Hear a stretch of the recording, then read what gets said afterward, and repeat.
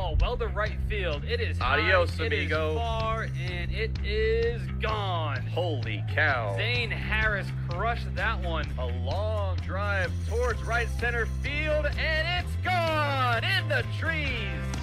Hit from Braithwaite. Swung on and missed, and the ball game is over. The Harbor Hawks have defeated the Katuitt Kettleers. That one is a good long drive towards left field, and gone!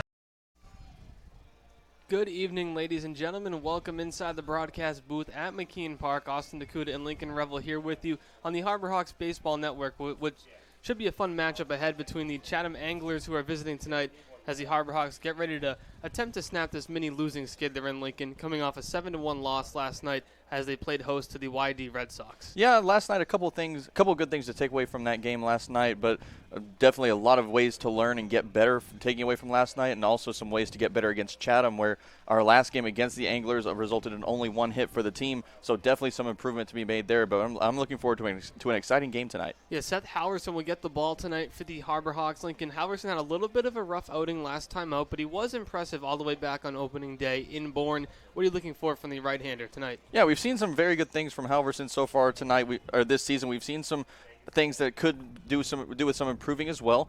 But overall, I'm looking for some really strong pitching from him tonight. Hopefully we'll see him more than 3 innings. We've seen him a couple of times with 3 innings, but we'll see. Hopefully we can see him with a couple more under his belt tonight. And we'll see the debut tonight from Clark Elliott, an outfielder from Michigan. That's going to be a much-needed improvement to the team. Elliott's going to help the outfielders. We only have 3 on the roster besides Elliott. So Dominic Johnson, Caden Rose, and Mitchell Hardigan very happy to get some outfield help because maybe they'll get a day off in the mix. But Elliott should definitely help improve this team, and he's batting leadoff tonight, Lincoln. What does the addition of Elliott mean to this Harbor Hawk team? Yeah, it's a little different. It's very different not seeing Kyle Ball in the starting lineup tonight. We have Rose at short for the first time in quite a while tonight, and as you said, that addition with Elliott being in center field tonight for the Harbor Hawks is just a really good breather for the 3 outfielders that we had coming into tonight's game. So I'm looking for some big things from the Michigan player tonight. It should be an exciting matchup here at McKean Park. The Harbor Hawks take on the Chatham Anglers. First pitch at 6 p.m. We'll be back after the national anthem on the Harbor Hawks Baseball Network.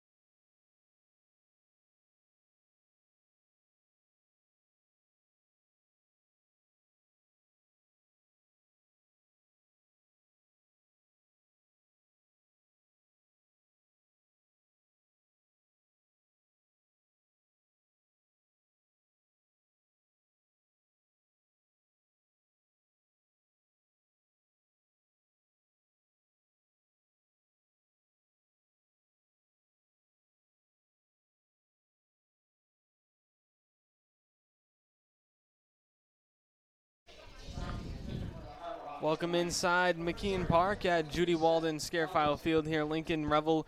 We have a really good matchup ahead. Seth Halverson on the mound getting ready to start things off for Hyannis as the Anglers come to town in Chatham. And Hyannis are not unfamiliar with each other. We met before a couple weeks ago. That was in Chatham, a 4-0 loss for Hyannis as they were one hit in that ball game. But we're hoping tonight will be a different story.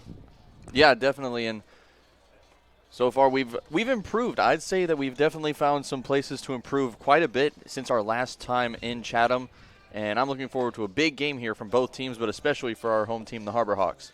And Lincoln, let's take a look at tonight's starting lineups first with the visiting Chatham Anglers. Who is in the lineup tonight? Yeah, so first off for the Anglers, we're going to start off with Danny Soretti as he's going to be playing third base. Caden Trinkle following him in center field. Lyle Miller-Green, who had a huge game against the Harbor Hawks in Chatham, reached base 4 times and had that key home run that started the scoring for the Anglers in that last game. He'll be playing in the 3-hole, and he'll be in left field, followed by Maxwell Romero, the DH. Matthew Hogan, the third baseman, or the right fielder actually, will be batting 5th, followed by Andrew Benefield at first base. Dominic Temez, the catcher, will be batting in the 7-hole. Joshua Rivera following him, and Matthew Garcia will be bringing up the rear in the 9-hole. He'll be playing at second base, and Adam Tulloch will be on the mound for the Anglers here tonight. And Tulloch, an impressive pitcher to this point during the season, Lincoln, and he's yet to walk a batter through 7 innings, so the Harbor Hawks may have a tough time against Tulloch. And taking a look quickly at the Harbor Hawks starting lineup, we'll take a look at who's in the field defensively for the Harbor Hawks, as it's Luke Mann at third, Caden Rose at short, Mariano Ricciardi at second, Zane Harris at first, Caleb Pendleton behind the plate for Seth Halverson, who's on the hill. Left field, Mitchell Hardigan. Center field, Clark Elliott. And in right field, Dominic Johnson, as Seth Halverson toes the rubber for the 3rd time this season and starts us off with a ball on the outside part of the plate. Soretti hitless on the season. He's only appeared 1 time and has not registered an at-bat so far. Ended up walking in 1 at-bat. Soretti gets the start at the leadoff spot today, playing third base as he swings and fouls that one back. 1-2 the count. Lincoln, we mentioned the Harbor Hawks had a little bit of a rough night last night defensively. 7 errors as a team, and only 1 run that came across of the 7 were earned runs. So for the pitching staff, they've been better as of late. You know, it's a little bit encouraging to see them only allowing 1 earned run, but unfortunately the errors came back to hurt them. Yeah, in games past, it's been the pitching that's been struggling a bit, and the defense that's been really good. But the past few games, last night especially, the pitching did pretty well, and the defense just couldn't back up the pitching that we had last night. Hopefully tonight is a different story for Hyannis. The 2-2 to the leadoff man, Soretti.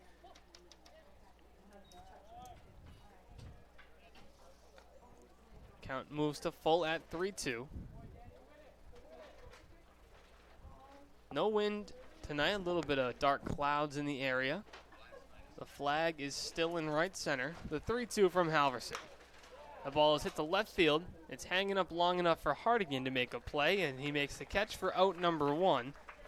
So 1 man up, 1 man down to start off the top of the first.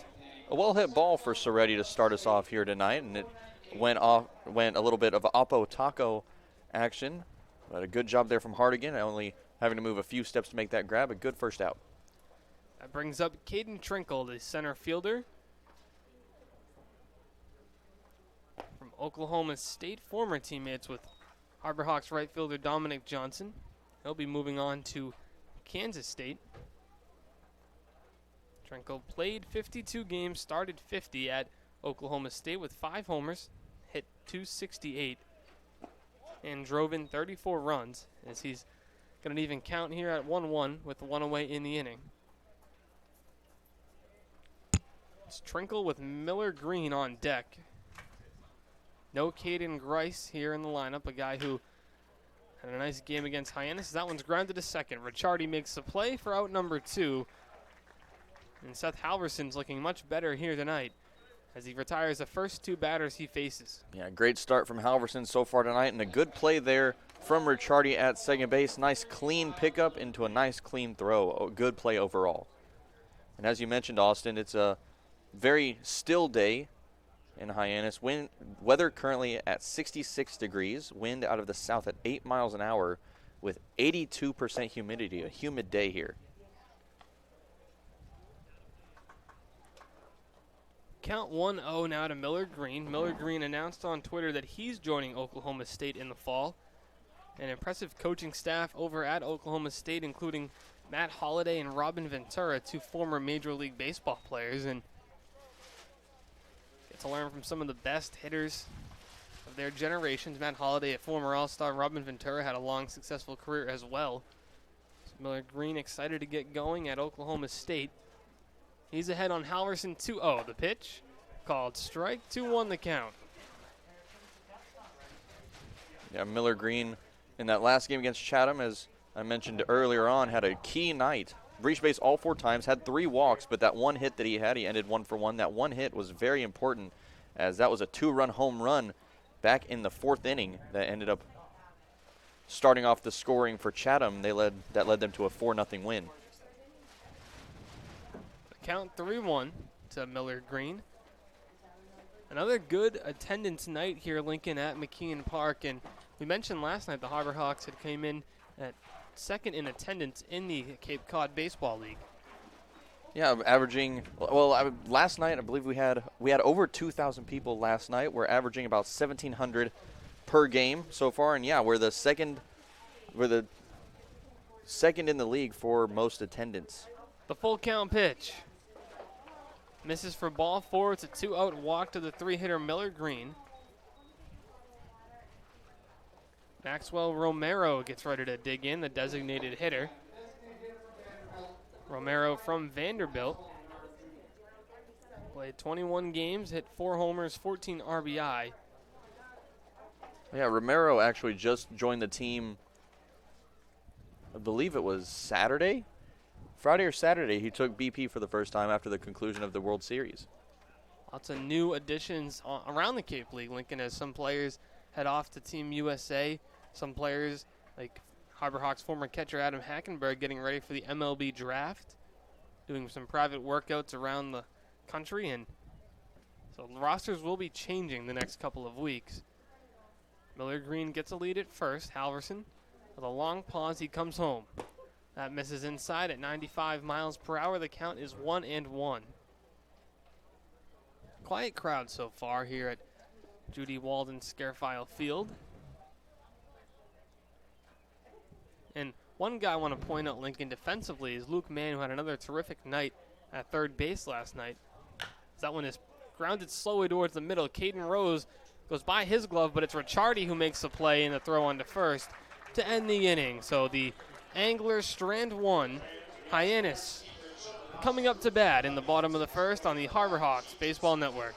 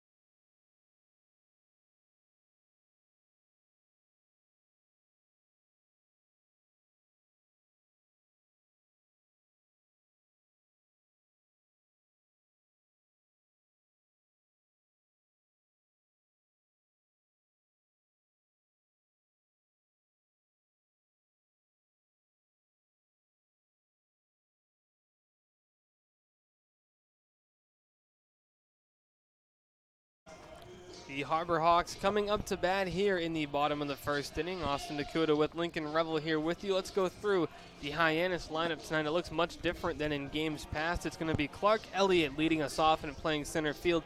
Elliott just joined the team yesterday and took batting practice for the first time.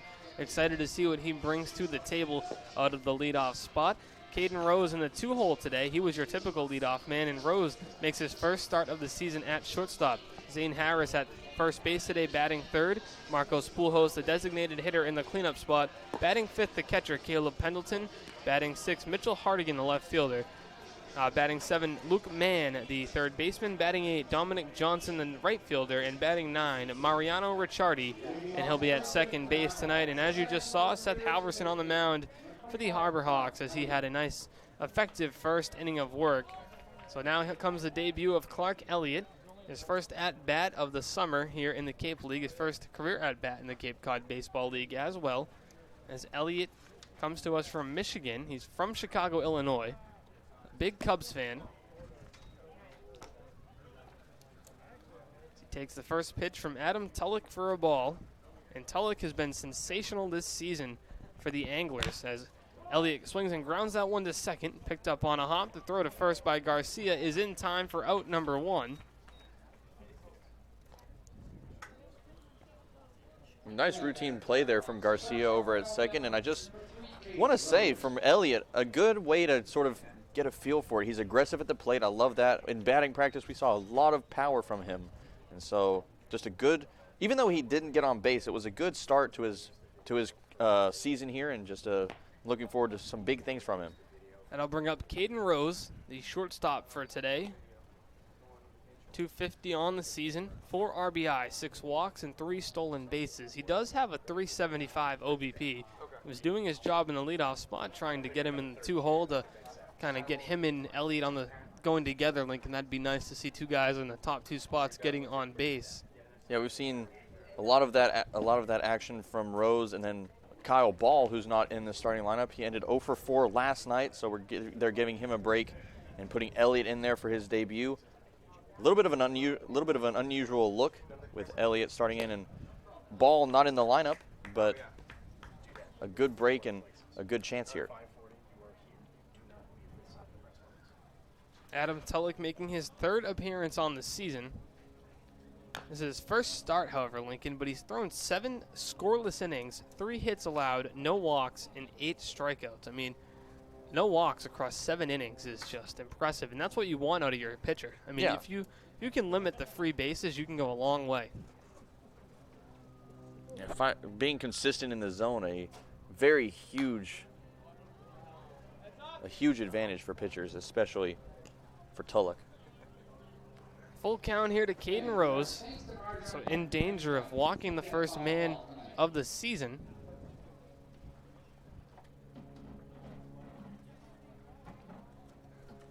The 3-2 from Tulloch is a breaking ball that misses, so the first walk allowed. I mean, snap. A little reverse jinx there, maybe.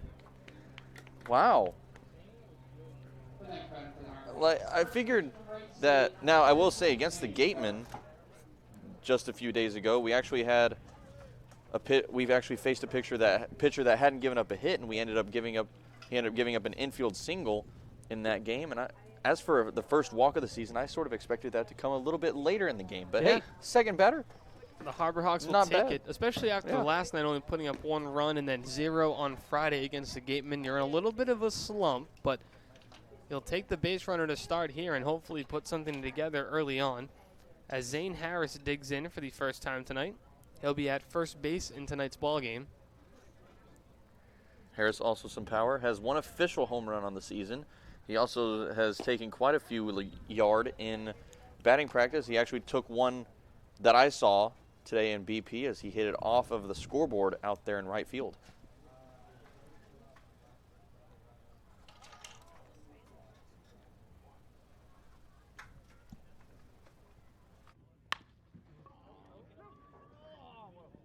That went up the middle, and it's picked up by Garcia. The flip on to Rivera at short in time for out number 1. So Harris reaches on the fielder's choice. A good decision there as they just took the play, flipped it up to second instead of trying to get the play over at first, where you get the lead runner, really. That'll bring up Marcos Pujols, the DH tonight for the Harbor Hawks, was also in the lineup last night. He did have a single in that game, a long single at that. He loves the right field area at McKeon Park. First pitch to Pujols is a 94-mile-per-hour fastball that misses outside for ball 1. The outfield shades Pujols pretty deep, especially in right field, as the right field is about 10 steps in front of the warning track.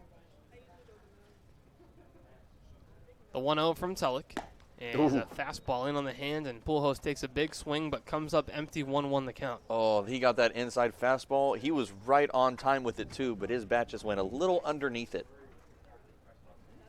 Oh, that was almost a huge hit for Pujols right out of the gate. He's been swinging a hot bat as of late. The 1-1, a breaking pitch that misses up high for ball 2. 2-1 the count. Tulloch with a good differential between the fastball and breaking ball. You've seen him hit 94 on the fastball. That breaking pitch at 81 definitely can throw off your timing and balance at the plate. The 2-1. Another fastball, and Pujols is just behind it. 2-2 the count. Oh, Pujols with some hefty swings here, and every time he swings, there's a little bit of a spark that of me that's hoping that he'll just take it yard like he's done before, and just a huge, the sound that comes off of his bat is just amazing. The 2-2 is a called strike 3, so the inning is over. Tulloch walks his first batter of the year, but the Harbor Hawks don't end up getting anything out of it as they strand one. We head to the top of the second in just a moment, but first we're going to check in with our sideline reporter, Taylor Farmer, who had a new segment called Meet the Hawks Mondays that aired earlier today. We'll take a look at the Meet the Hawks Mondays episode 1. Monday, it's Meet the Hawks Monday, where we'll find out your Harbor Hawks players' favorite MLB games. My name is Kyle Ball. I'm an infielder, and my favorite baseball player is Andrew Bogarts. All Red Sox. Trey Brathwaite, right-handed pitcher. Max Scherzer. My name is Nolan Crisp, right-handed pitcher from the University of Georgia. My favorite MLB player is Aroldis Chapman. Hi, my name is Dominic Johnson. I play the outfield. My favorite player is Bo Bichette. I'm Mariano Ricciardi, and my favorite player is Jose Altuve. Passed it to me. My name's Hunter Dula. I'm a pitcher, and favorite MLB player is Jake Arrieta. My name is Zane Harris. I play first base. My favorite player is Jose Ramirez. That's all for this week's Meet the Hawks Monday. Tune back in next week for another episode. Here at McKeon Park, Taylor Farmer. Thank you very much, Taylor, for that great interview. You can also check that out on YouTube if you missed any bits of it. It's on our Harbor Hawk YouTube page. We'll be back for the top of the second in just a moment from McKeon Park.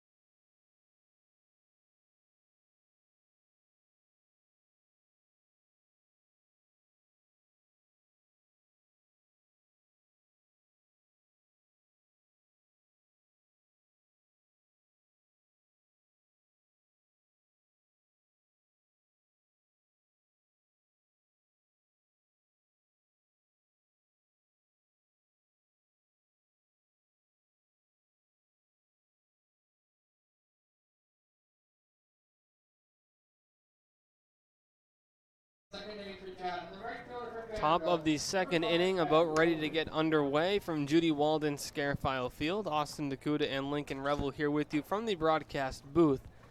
As we're still scoreless after one, no hits, runs, or errors between both teams. Each pitcher has issued one walk. Seth Halverson back on the hill here for his second inning of work. Retired the first two batters that he faced, allowed a walk, and then got another ground out to end the inning. As the first pitch there to Matthew Hogan is a ball, 1-0, 95 on the fastball. Lincoln, if there's one thing with Halverson that's been consistent, it's been his velocity through 3 starts. He's been around and at 95 in all his starts. Yeah, you love to see that velocity coming out of your starting pitcher. Mid-90s as that fastball came in at 95. Some very good balls there from Halverson. The 2-0, ball 3 there is that one. It's just a hair outside. The lights are on a little early here at McKeon as the dark clouds in the area have covered up the sun here in Hyannis. If you're just joining us, Austin Dakuda and Lincoln Revel here with you as the Harbor Hawks and Chatham Anglers are tied at 0 as it's a leadoff walk on 4 pitches to Matthew Hogan. So he'll head on down to first, which brings up Andrew Benefield. The first baseman, Benefield, standing at 6'5", from Dallas Baptist, a Louisville transfer. Started 55 games in the spring, hit .280, .371 on base percentage with 9 homers, 41 RBI, and 8 stolen bases. Kind of the complete package is Benefield. First pitch that he sees tonight is a called strike at the knees, 0-1.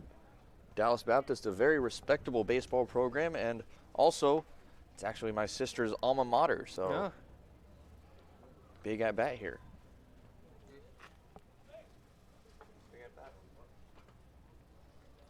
Hogan with a decent lead at first. He does not have a stolen base on the year.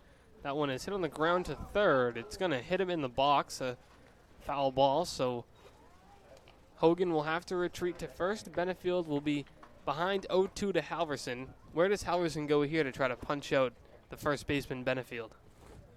I'm going to say he's going to stick with a fastball, and I'm going to go up and away. Fastball up and away. All right, let's see where Halverson goes. Come on, baby, let me be right.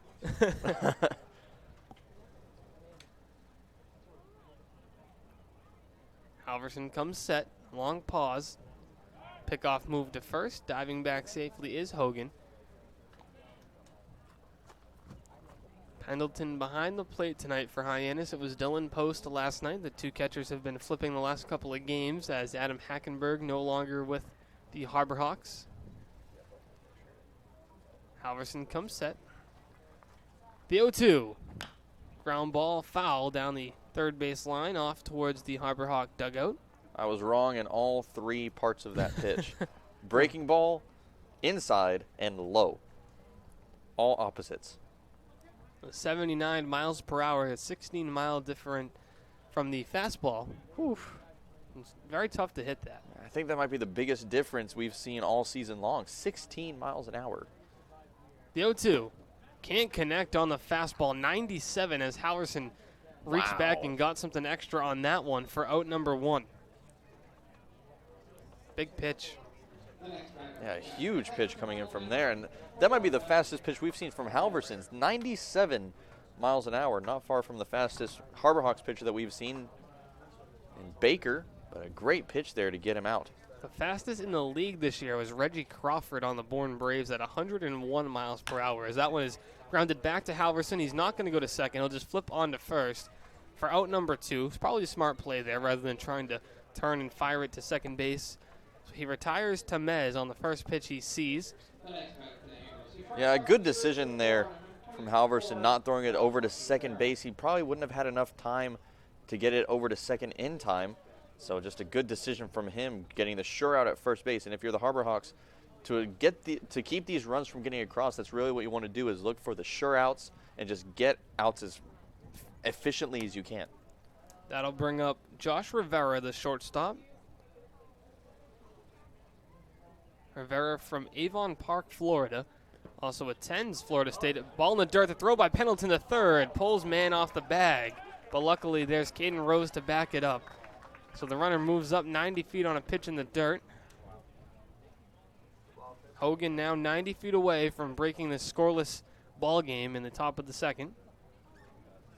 Rivera with a 1-0 count. We have seen Rivera before. He was in the lineup just a couple weeks ago when the Harbor Hawks hit the road to Chatham for a night game that saw Lincoln a couple thousand people in attendance.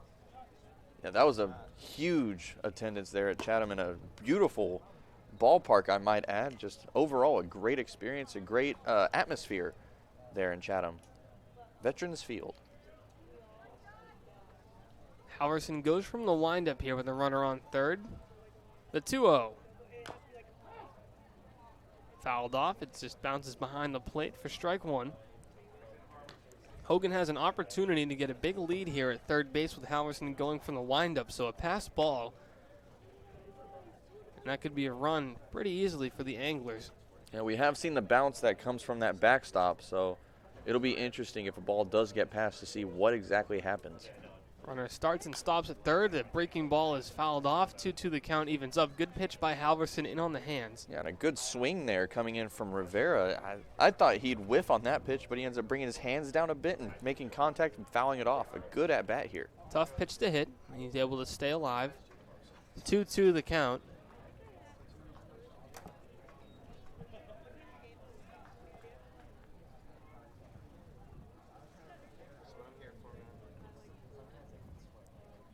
The 2-2 just misses, ball 3. 96 miles an hour. J.C. Fernandez, the home plate umpire, says it misses just low. It's Fernandez behind home, Fonseca at first, and Rick Emerson at third, I believe. Yes, that is Rick Emerson. That one misses for ball 4. The third walk issued in the game by Halverson, the second of the inning, which puts runners at the corners for the 9-hitter, Matt Garcia.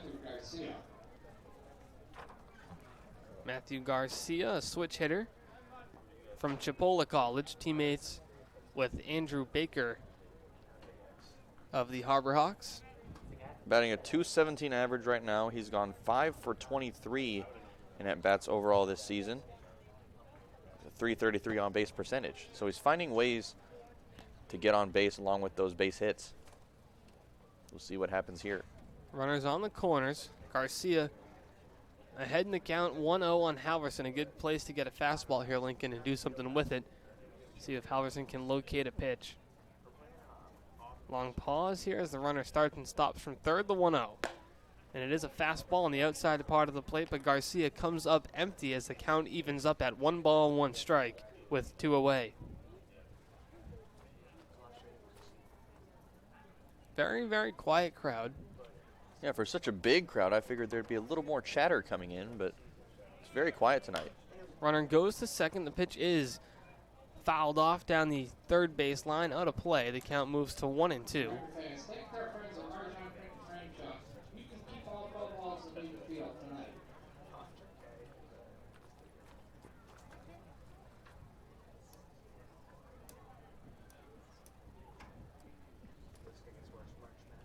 Big pitch up coming from Halverson. The count 1-2. The pitch misses for a ball. Pendleton pumps his throw to second. They'll just let Rivera move up there to second base as the count is 2-2. Yeah, good decision not to throw there. That was a great jump by Rivera over at first as he's now on second. But with that breaking ball coming in low and making Pendleton reach for it, I don't think he would have gotten the throw there in time. The 2-2 from Halverson. Line drive, base hit up the middle. Hogan scores. They're waving Rivera. He's going to come around safely. It's a 2 RBI single from Matt Garcia, and the Anglers have an early 2-0 lead. Good piece of hitting there from Garcia, taking that one right back up the middle. And a good effort from Halverson. There wasn't much he could do. He just stuck his bare hand out there trying to just glove that one, so-called, with his bare hand. It would have been painful, but it went underneath instead. A good piece of hitting, and now the Anglers are up 2-0. It's the walks, Lincoln, that come back to hurt you as both runners reach base on the walk and now come home to score. Yeah, we've seen that a lot of times from this team. A lot of times the walks, we just get a couple runners on, and then a key base hit brings those runs in, and it proves to be very bad for the Harbor Hawks. Back to the top of the order, the third baseman, Danny Soretti. He flew out to left field to start the ball game. Pickoff move to first. Diving back safely is Garcia.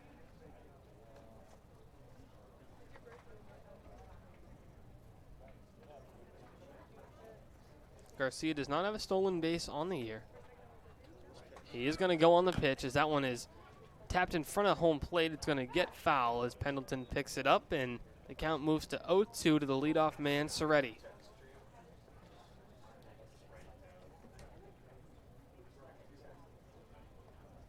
A good idea of letting that one go foul. Even though that was pretty close to Pendleton, I think he could have gotten him out if he would have chosen to pick it up and throw it out, but instead he let it roll foul, and another chance here. Chance for the second strikeout of the night for Halverson. The 0-2 to Soretti. Popped foul out of play off towards the parking lot. That's going to roll away from the cars, but there are a few kids here to chase after the ball tonight. Really good crowd. A lot of people standing as well. Off behind home plate, McKeon Park is packed tonight for this Monday night baseball matchup.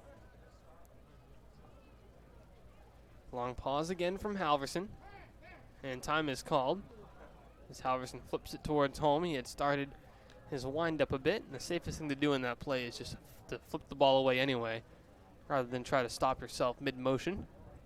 Yeah, he's sporting the ephes with that pitch there.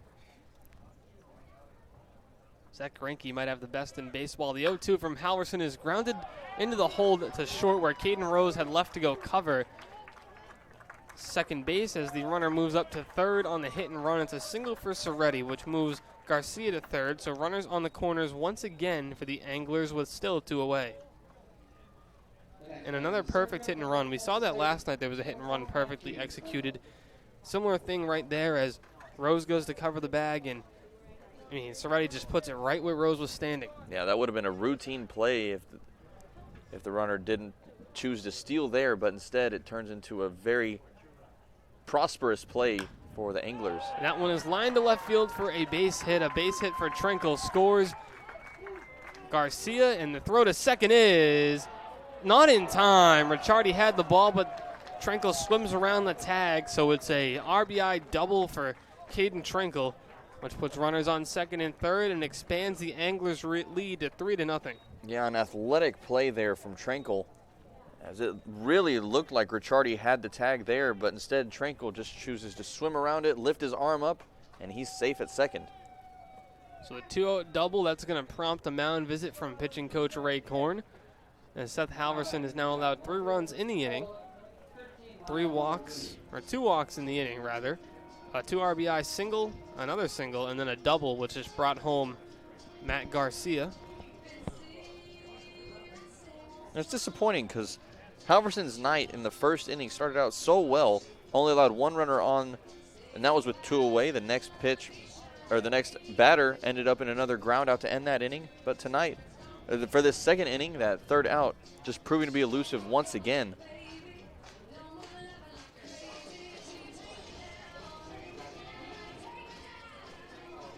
Back to the 3 spot, which brings up Lyle Miller-Green, the left fielder in Lincoln. We've already talked about it a couple times, but Miller-Green, a dangerous hitter. There's a reason he's in the 3 spot. We've seen him hit a 2-run home run against the Harbor Hawks earlier in the season. He would love to replicate that performance tonight. First pitch in the at-bat to Miller-Green is an off-speed pitch, which misses for a ball, 1-0. Yeah, Miller-Green sporting a 205 average, but his on-base percentage is standing at .326 right now. He's walked out of 5 at-bats against 5 appearances, I'll say, against the Harbor Hawks. He's walked 4 times, and the one time he didn't walk ended up in a 2-run home run. He's ahead in the count, 2-0 to Halverson, as there is action in the Harbor Hawk bullpen. It's like a left-hander beginning to get loose. There are multiple pitchers available tonight for the Harbor Hawks, both from right-handed and left-handed side, as that one misses for a ball, 3-0.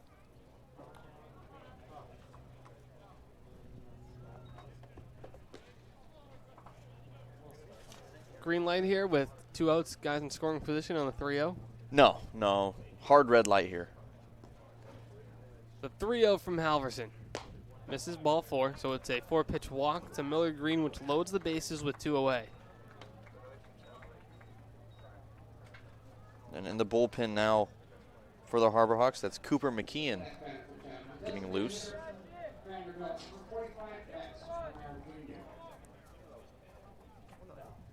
Maxwell Romero getting ready to dig in here.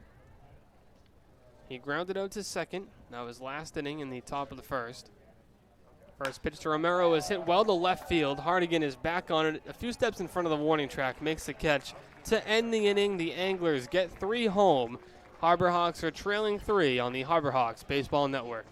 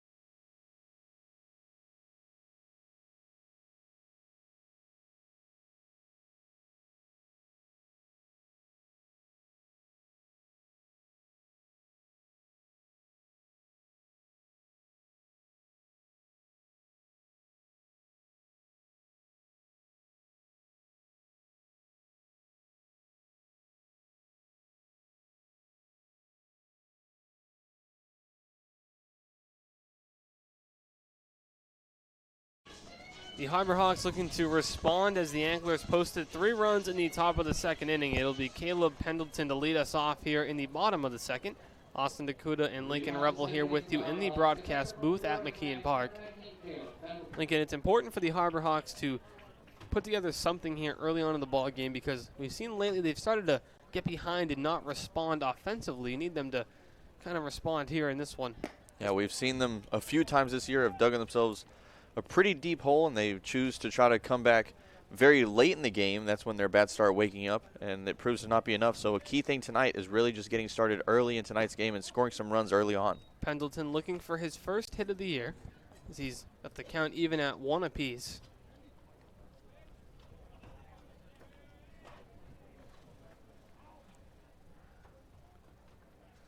The 1-1 to Pendleton, misses for a ball, 2-1 the count, 92 miles per hour on the fastball.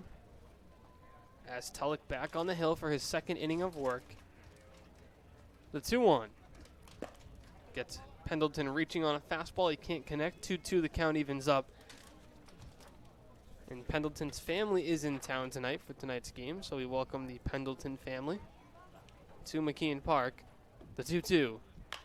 Reaches and fights that one off. Nice job by Caleb to keep the at-bat alive. Pendleton still looking for his first hit, 0 for 13 on the season so far. Hasn't reached base at all either. He has scored 2 runs, reaching on fielder's choices, but not reaching safely. He goes down swinging at the fastball for out number 1.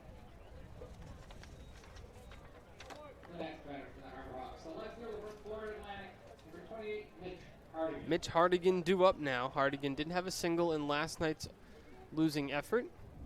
It's been a mainstay of the Harbor Hawk lineup to this point. Getting starts in left and right field. The first pitch of the night to Hardigan's a called strike at the knees, 0-1.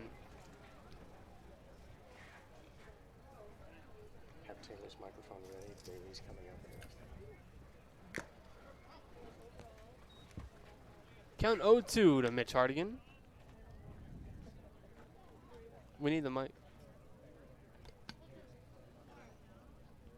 The 0-2 to Hardigan. Fouled off, and that's going to get a piece of the home plate umpire, Fernandez. He's all right. Takes it off the shoulder.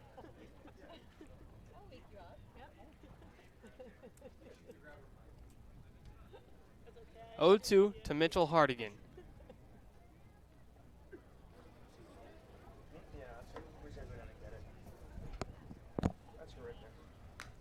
Again, Hardigan fouls off a fastball. Good at bat by Mitchell Hardigan, staying alive, continuing to fight off some tough fastballs on the hand.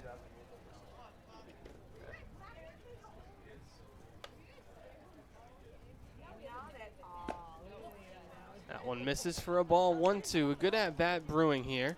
Good discipline there at the plate from Hardigan. The 1-2 is a breaking ball that gets Hardigan swinging for out number 2. Third line.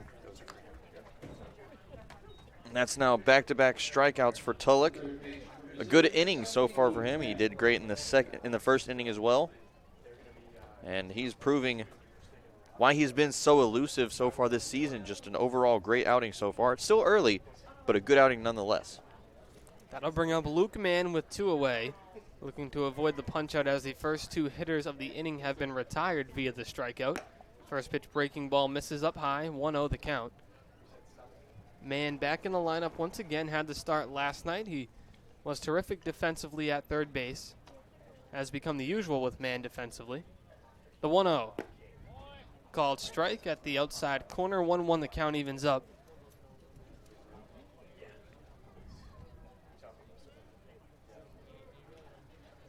Count evens up at 1-1 to Luke Mann.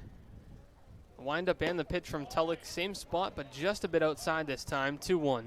He loves that outside pitch there, Lincoln. Tries to locate the fastball. Yeah, we've seen a couple of times this season that outside corner a little hard to hit, but tonight it seems pretty open as it's been called a couple of times. The 2-1. Breaking ball, called strike. The count evens up at 2-2. He's got a good fastball at 93, the breaking pitch at about 80. Keeping the Harbor Hawk hitters off balance. The 2-2 popped up off the top of the netting behind home. The count will hold where it is with 2-2 and 2 away. Austin, you know what time it is. Lincoln has his lucky hat as with 2-2 counts when Hyannis is up and 2 away here. The lucky hat shake the 2-2 and man goes down swinging. So Tulloch strikes out the side in order. We head to the top of the third. A's leading 3-0 on the Harbor Hawks Baseball Network.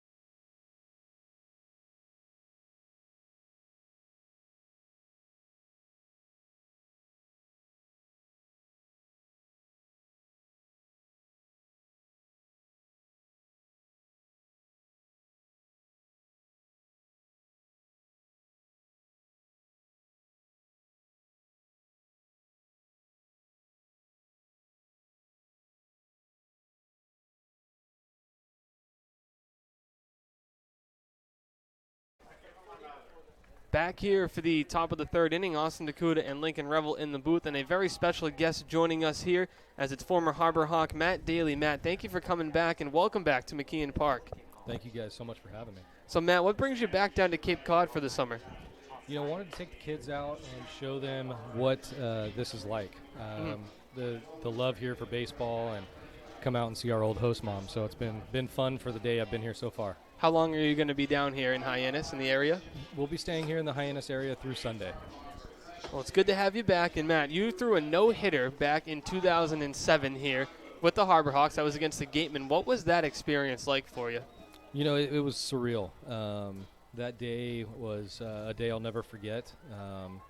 It still has, great memories for me. And it was just fun. The group of guys that we were with and how it all came together was just absolutely perfect. And what was going through your mind the final couple innings in that no-hitter? You know, you had to have been aware that you hadn't allowed a hit at that point as the first pitch of the inning goes off Halverson and reaching base safely to lead off the inning. What was going through your mind, as you're nearing the last couple of outs? You know, that last inning, last couple outs, honestly, it was adrenaline. Was it? The adrenaline just keeps you going. You're enjoying it out there. You're having fun, and just doing your best you can to keep throwing strikes and stay ahead. And I'm sure that's a memory that's going to last a lifetime, obviously, and something that I'm sure you've told your kids about. They've seen it. Do they have video back then of that? I don't know if there's video actually. Maybe if somewhere there in is the some archives. video, I haven't seen it. I'm sure there must be I don't know if they did. I don't know how they did the broadcast back in 2007, but I'm sure there's a live stream somewhere on that probably. And we have all our games now up on YouTube for most of the teams in the league, so you can catch up on all the action around the Cape League. Brings up Andrew Benefield with the runner on second is Hogan. Benefield struck out in his first at-bat of the night. And Matt, what's life after baseball been like for you? It's been a blast. I've got 3 young children. I've got an 8, 9, and 10-year-old, and I've got 3 big different personalities. That one's flown to Johnson in right field. He camps under it, makes the catch. The strong throw by Dominic Johnson will force Hogan to retreat back to second, so he doesn't move up at all, and Benefield goes down on the fly ball.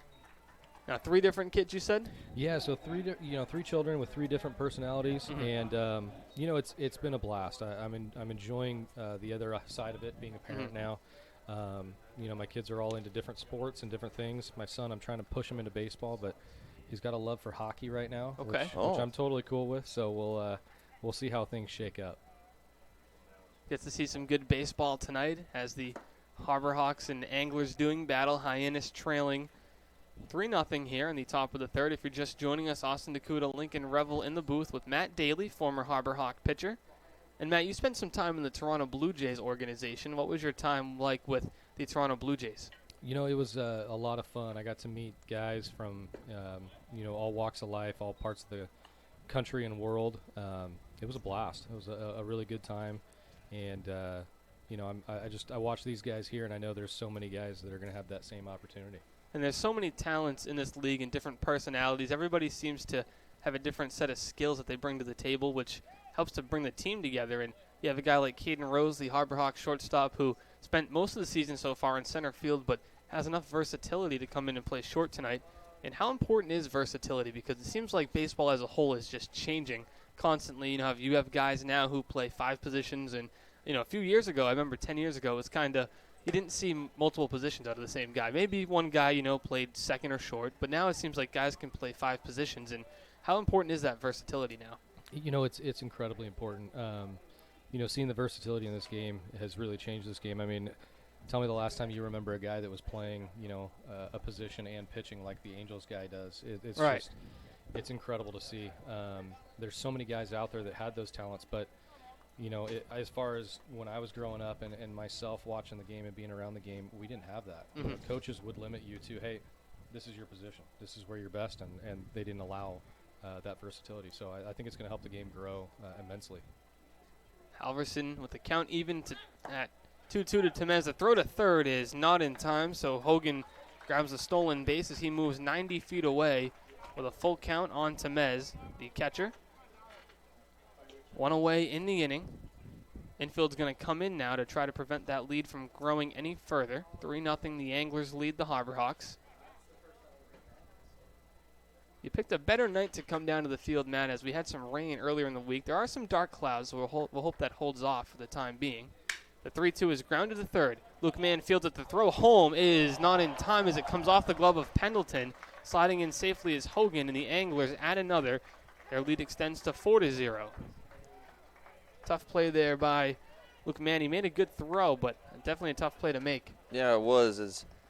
That throw tipped the glove of Pendleton, but he couldn't come up with it as he tried to go down with the tag before the ball was secure in his glove. And he looks to be a little bit shaken after that collision at home. We'll hope Caleb Pendleton is okay as Temez reaches first, and that brings up Josh Rivera. Now, we mentioned versatility and how growing up that a lot of guys, in your generation didn't do multiple things. Did you ever have pitch limits or pitch counts growing up similar to what we see now? Because a lot of guys only go 4 or 5 innings, but I know your no-hitter was obviously 9 innings, so I don't know if we see too many guys go that long. How different was it for you back then? It's interesting. I see the pitch limits and different things there. I mean, we definitely had them in college, and it was kind of a different scenario, a different basis there. That I threw, I think, 122 pitches on my no-hitter to game, if I'm not mistaken.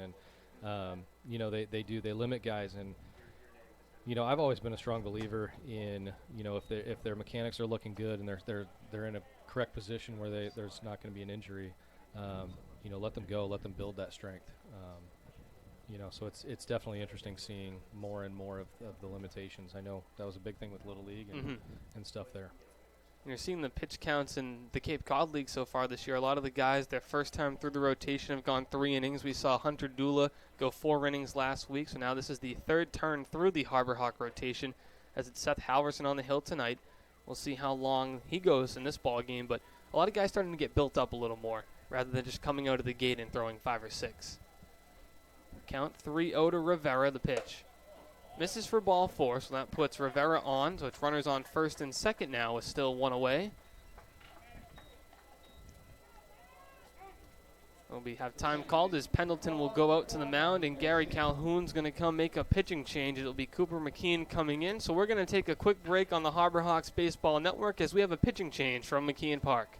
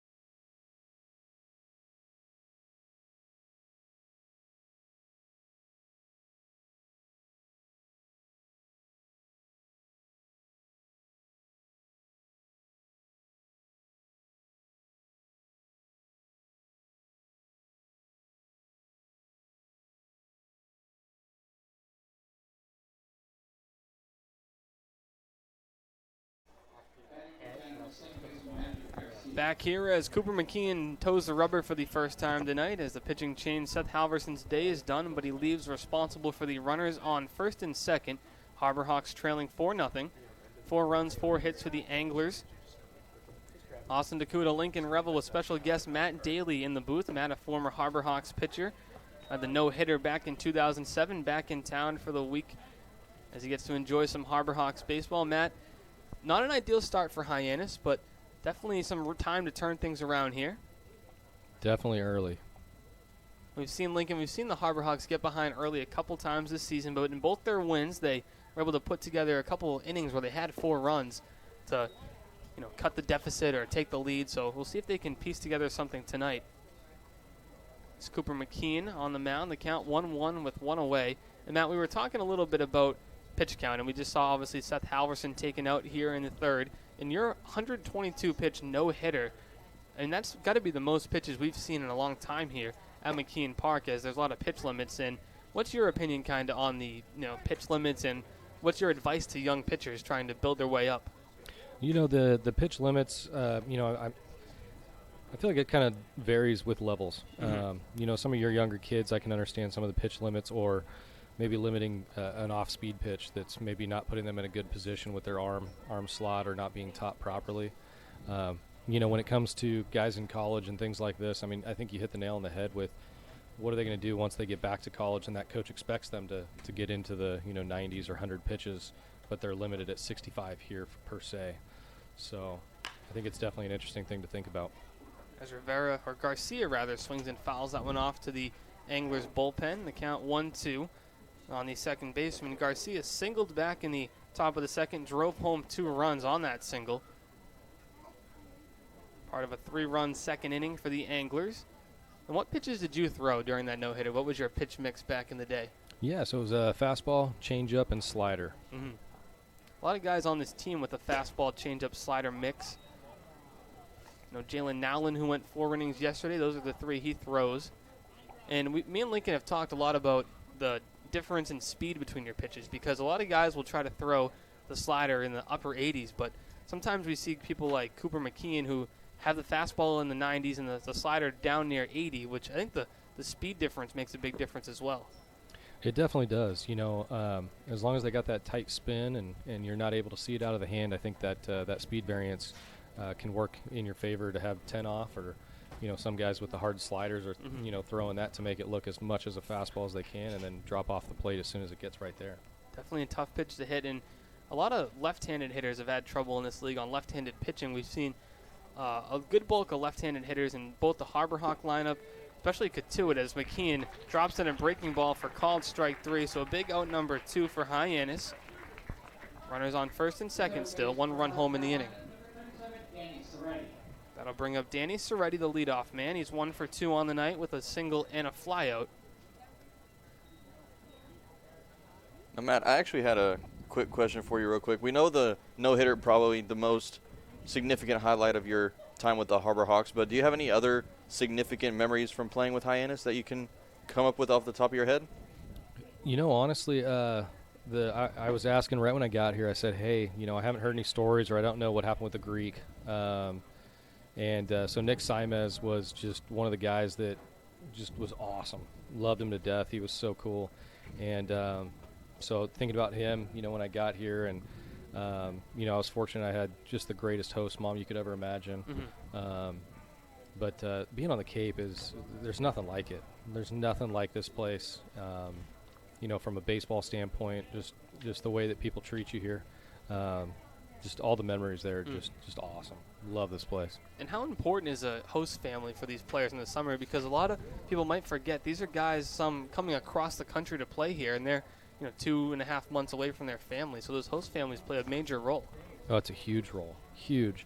I think it's a blessing to have the opportunity to stay with these families that are welcoming you in and helping feed you and take care of you in that regard. And it's pretty cool that there's that many families out there that are willing and wanting to host these players and enjoy that aspect of bringing someone strange in your home. Keen gets Soretti fishing at a ball in the dirt. The count moves to 1-2, and The schedule down here can be a little grueling at times for players. 6 games a week we're seeing this season with 1 off day mixed in. What do you remember about the daily schedule and the travel schedule down here in Cape Cod? You know, my wife asked me about that earlier, and I didn't remember the traveling schedule really that well. I think we were on like a school bus, if I'm not mistaken. Everything's, fairly close by. But, I remember coming to the field and, prepping the field, getting ready for the games, and whatever it might have been, a workout or running or whatever routine that you needed on that any given day. When I was here, there wasn't lights. Oh, really? So we were a little earlier. So we didn't play night games here. So this is pretty cool seeing the lights here. And now Cotuit, Brewster, and Yarmouth still don't have lights, so they play at 5 p.m. first pitch. Did you like pitching some of the ballparks? I'm sure during your time you made some appearances at night. Did you like pitching better during the day or at night? I always loved nighttime better. That was my favorite time to play. As Rose makes the play, throws on to first to end the inning. Well, Matt, thank you very much for your contributions to Hyannis, and welcome back, and thank you for joining us in the booth, and we hope you enjoy your week on Cape Cod. Thank you so much for having me. Appreciate you guys. Absolutely. We'll be back for the bottom of the third on the Harbor Hawks Baseball Network.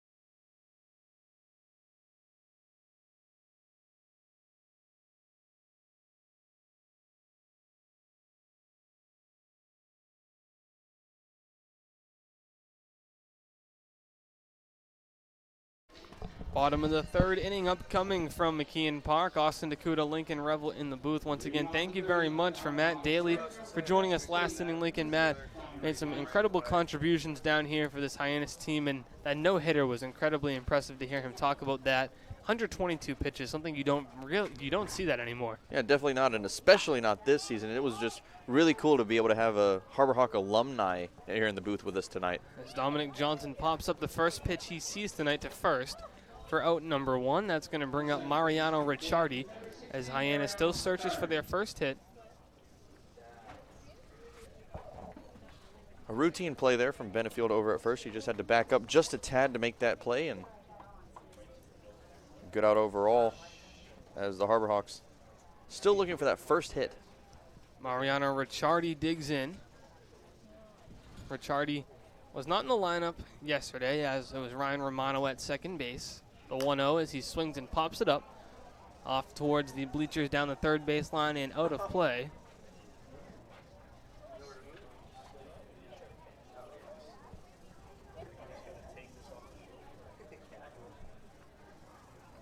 (1-1) to Mariano Ricciardi, 1 away.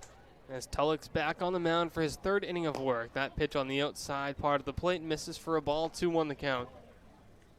The clouds are definitely intimidating out there, as the dark gray ones have now covered Judy Walden Scarefile Field, as that misses as well for a ball, 3-1. Yeah, pre-game, I was actually thinking to myself about how nice it was to have the sun out, almost no clouds in the sky before the game. As we can tell, that has changed very fast. Ricciardi hits that one well to left field. Miller Green's under it to make the catch for out number 2. 2 up, 2 down here in the bottom of the third. It's now 6 straight retired for Tulloch, and just a overall very good outing from him so far. Back to the top of the order for Hyannis as Clark Elliott digs in for the second time, making his Cape Cod debut tonight as he grounded out to second. Now is back in inning number 1. First pitch to Elliott is swung on and popped up. Back behind the plate, drifting off towards the scouts' bleachers, or out of play. Heads up. Heads up.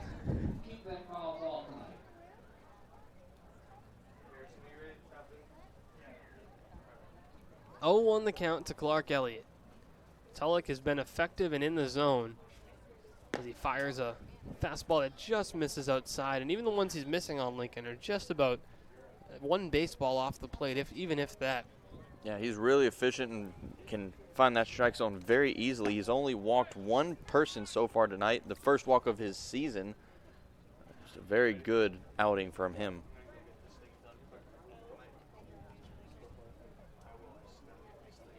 The count 1-2 to Elliott. The pitch called strike 3. The inning is over.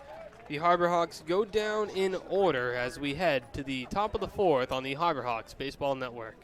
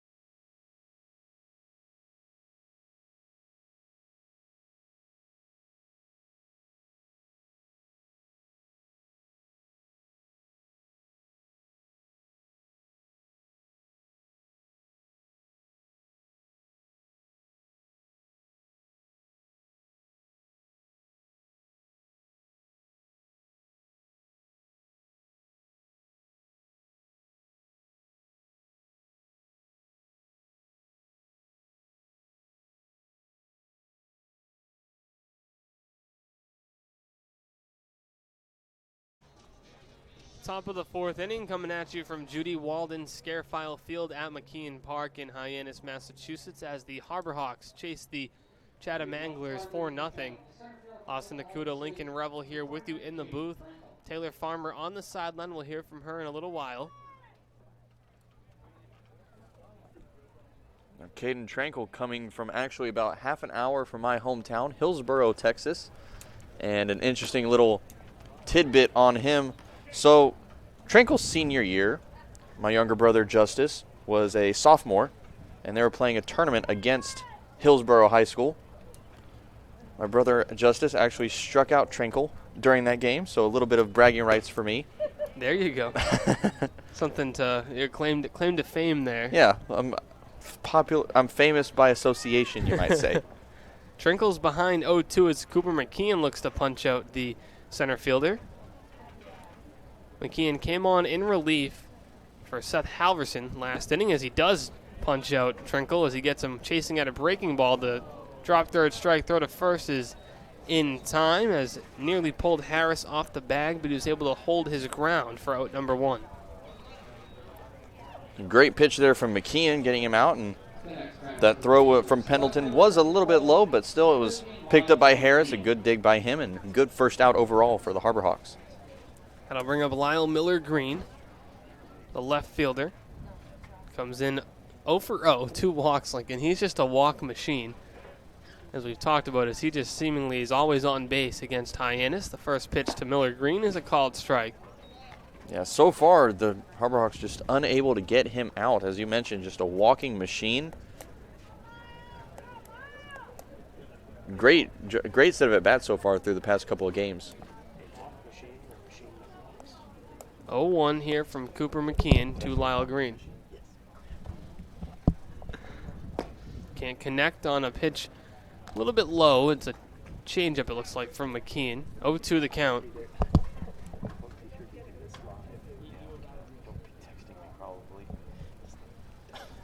Miller Green behind in the count, 0-2. With one away, McKeon looking to punch out back-to-back batters here to start the fourth. The 0-2, that sails a bit and goes past Pendleton to the backstop. 1-2 the count. McKeon definitely a lively personality. He's made a couple appearances in Taylor Farmer's interviews from the sideline, as well as a couple different segments we run on our Harbor Hawk YouTube page, so definitely check that out in your spare time. Definitely worth the watch, some entertaining content. The 1-2. He gets Miller Green fishing, and Pendleton will have to throw to first again, this time a little bit more on target as it's out number 2. Back-to-back punch-outs for McKeon, and he's got that strikeout pitch working, Lincoln. The breaking ball looks good from up here. It does, and that was the first time the Harbor Hawks have managed to get Miller Green out this season, as he's reached base every time he's been at bat so far. So a great first out, but second out of the inning, first out from Miller Green there. That'll bring up Romero, the designated hitter. He's 0 for 2 to this point with a ground out and a fly out. There is action in the Hyannis bullpen as a right-hander begins to get loose. Count 1-0 to Romero. McKeon takes a deep breath and comes home. He fires a fastball, a called strike on the outside corner that Romero didn't approve of, as he turns and kind of shakes his head a bit. The count 1-1 to the left-handed hitting DH. On the mound, warming up actually, is Tommy McCullum. The 1-1 from McKeon. He gets him to chase a fastball. 1-2 as McKeon's got great stuff working here, Lincoln, in this top of the fourth. Yeah, he struggled. Had a little bit of trouble in that third inning of play, but he's really made a comeback here so far in this fourth. The 1-2. Breaking pitch, tapped foul down the first base line.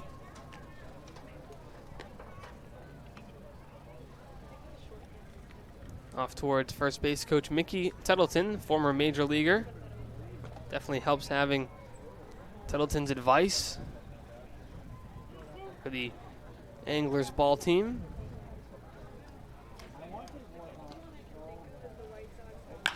That one's lined to short. Caden Rose is there to make the jumping catch for out number 3. Good inning for Cooper McKeon as he sets down the Anglers in order. We head to the bottom of the fourth with Hyannis trailing 4 on the Harbor Hawks Baseball Network.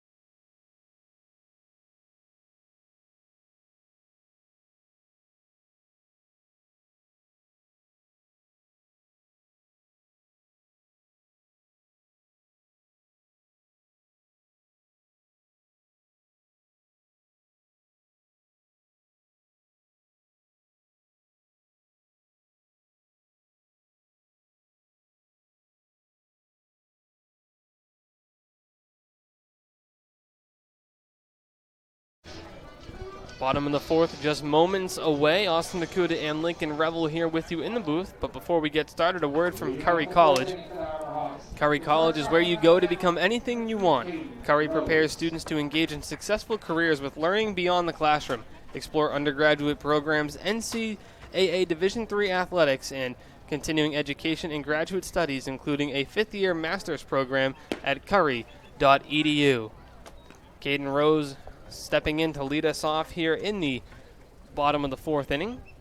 Coach Calhoun sporting the uniform over at third base, and we have a note that it's the first time in 10 years a Harbor Hawk manager has worn the uniform. Wow. I like it. It looks good. A good look on Coach Calhoun. All the coaches on this coaching staff do. A couple of them wear the windbreakers or pullovers over the jersey. Caden Rose, the typical leadoff man at shortstop today, and batting in the 2-hole as Clark Elliott gets the leadoff duties. Rose walked back in the first. The 1-2. Popped foul as Caden stays alive.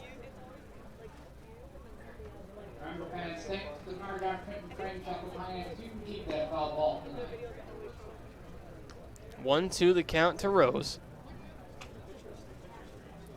Caden Rose played a lot of infield at Alabama as he lines that one back up the middle for a base hit. Rose reaches base safely for the second time in 2 at-bats as he's on with a single.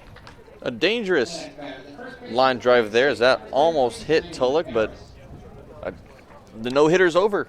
I'll say it now. First hit for the Harbor Hawks in tonight's ball game comes in the bottom of the 4th as they finally are able to get a base runner off of Tulloch, the first base runner since Caden Rose himself, back in the bottom of the 1st.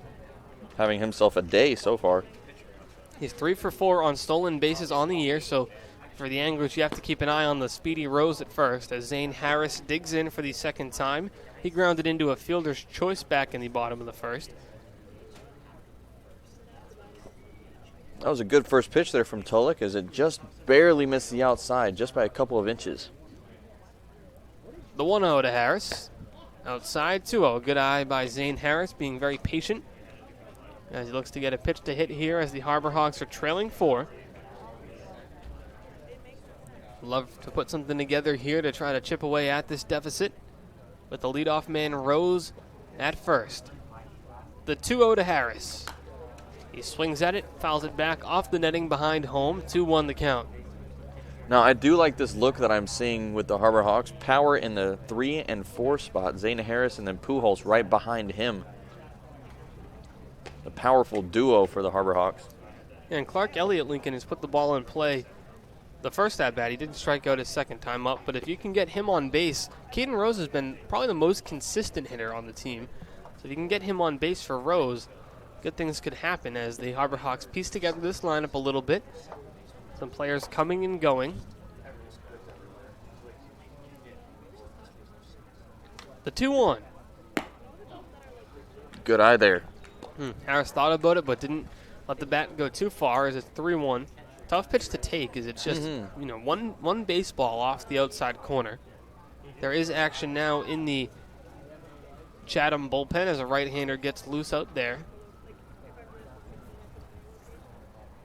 The 3-1 to Harris. That one's lined softly down the left field line, but just foul. Count moves to full at 3-2.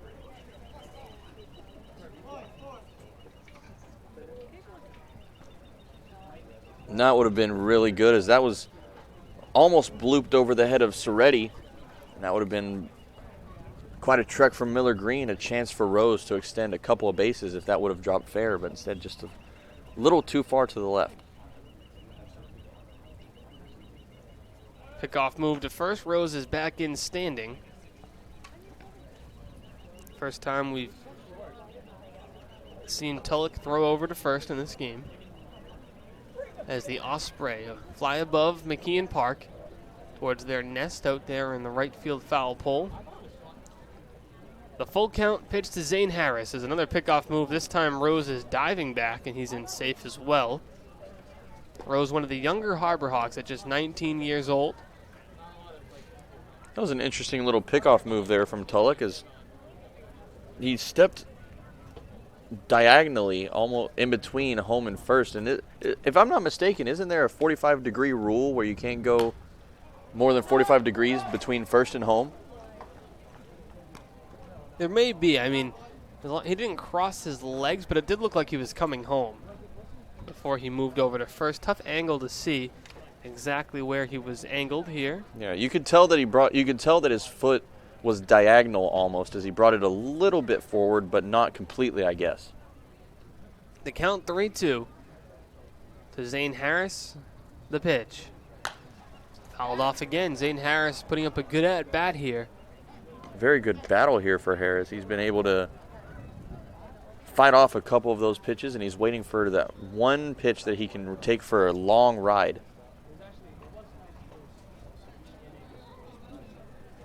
Three-two the count. The wind pretty still, not much movement on the flag, occasionally a little gust of a breeze. Rose on first. He's singled to lead off this bottom of the fourth. If you're just joining us, Austin Dakuda and Lincoln Revel here with you in the booth as the Harbor Hawks trail the Chatham Anglers by a score of 4-0. The full count pitch misses, ball 4. Good at bat by Zane Harris as Heath draws a walk. So now the Harbor Hawks have the first 2 men on here to start the bottom of the fourth, which brings up Marcos Pujols. This is the first time all game long where the Harbor Hawks have been able to get more than one runner on base at a time. So already seeing some good things out of this half inning that we haven't seen all game long. Pujols struck out looking back in the bottom of the first with runners on first and second. A good chance here for Hyannis to get on the board.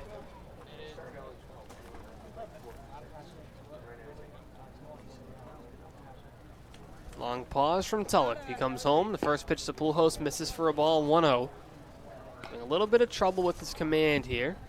Tulloch came into the game with 7 scoreless innings and also did not allow a walk in those 7 innings. He has walked 2 tonight, allowed just 1 hit, and that's going to prompt a mound visit here. See if this is going to signal for a pitching change, or with Pujols being a left-handed hitter, you think they would let Tulloch probably finish this at bat at least, as a right-hander is warming up as he just sailed one past the catcher down towards Pujols. Yeah, this isn't really time to take Tulloch out, I wouldn't say. Runners on first and second, yes, but you have a 4-run lead. Still not really anything to worry about from here. I'd say let him finish the inning if he can. But if Pujols ends up finding base, then it might be time to take him out. He's behind 1-0 to Marcos Pujols. Pujols hitting .226 on the year coming into the game. He's the team leader in RBI with 5. And the 1 homer, that pitch called strike on the outside corner, 1-1 the count. Took a little bit off the fastball, but still was able to find the zone. 89 miles per hour. 1-1 the count to Marcos Pujols. Looking to put the ball in play here with runners on first and second and nobody out. The 1-1 home. Misses for a ball. Tried to frame it there, but just couldn't get the call. It's a good call. Some umpires might give that to you. But it did miss, and it's 2-1 to Pujols. It wasn't a very far of a miss, just a little bit too far over to that left corner. The 2-1 to Pujols. He hits that one well to left field. That's going to fall for a base hit. Calhoun will hold Rose at third. That's a good call, as that one was a pretty solid throw from Miller Green. So that loads the bases, and the Harbor Hawks have brought the tying run to the plate in Caleb Pendleton. Great piece of hitting there from Pujols. A hard hit, opposite field line drive that went over the head of Rivera. And a great piece of hitting there, and almost a good chance for the Harbor Hawks there as Rose was rounding third base, but thankfully he was stopped by manager Gary Calhoun. Being a hard hit line drive, that got to Miller Green in no time. And if Rose would have chosen to go home, I feel like that would not have gone well for the Harbor Hawks. That brings up Caleb Pendleton. He's looking for that first hit of the year, and what a time it would be. He swings at an off-speed pitch, 0-1 to the catcher. He was right on time for that pitch. Just missed it a little bit as it went a little bit underneath. It's Pendleton, Hardigan, man. Now really, just a base hit here would be monumental. Nobody out.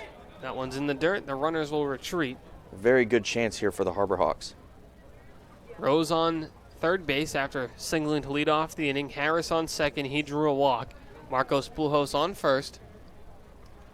And remember, Caleb Pendleton is familiar to Grand Slams. His first 2 collegiate at-bats were both Grand Slams in the same inning. So, Lincoln, he's not somebody that shies away from bases loaded scenarios. No, definitely not. And he's really the man, judging from those two games, those two at-bats, really the man that I would choose to be in this situation. Even though he is hitless, we know that he can do it. He doesn't really, I feel like he doesn't feel pressure from the bases being loaded, and he can really take the ball far if you give him a chance to. 1-2 the count. Long pause from Tulloch, looking to work himself out of danger. The pitch is foul tipped, hung on to by the catcher, Tamez, for out number 1 as Pendleton goes down.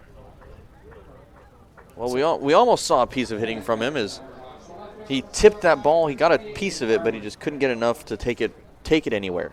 Here comes Mitchell Hardigan, 1 out in the inning. Bases still loaded. Hardigan struck out swinging back in the second. First pitch from Tulloch is a breaking ball that misses for a ball, 1-0 the count.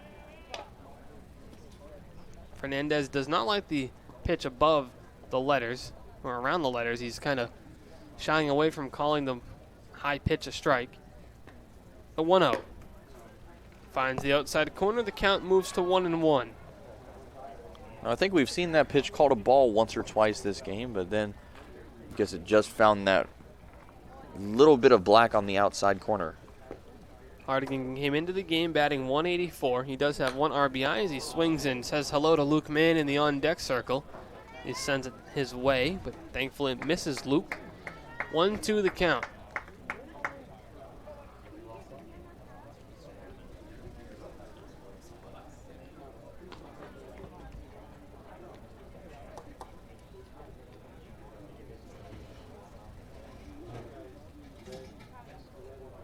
The 1-2. That misses for a ball. Tough pitch to take, but good choice by Hardigan to lay off the breaking pitch. 2-2. That was a tempting breaking ball there from Tulloch. Good job there from Hardigan not swinging at that one. The count 2-2 with 1 away. The pitch to Hardigan.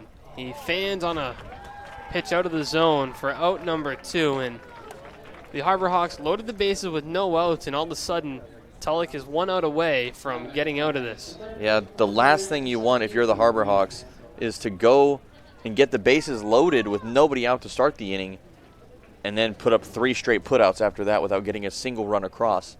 And if they can't do anything here, it's going to be really hard to get those 4 runs back later on in the game.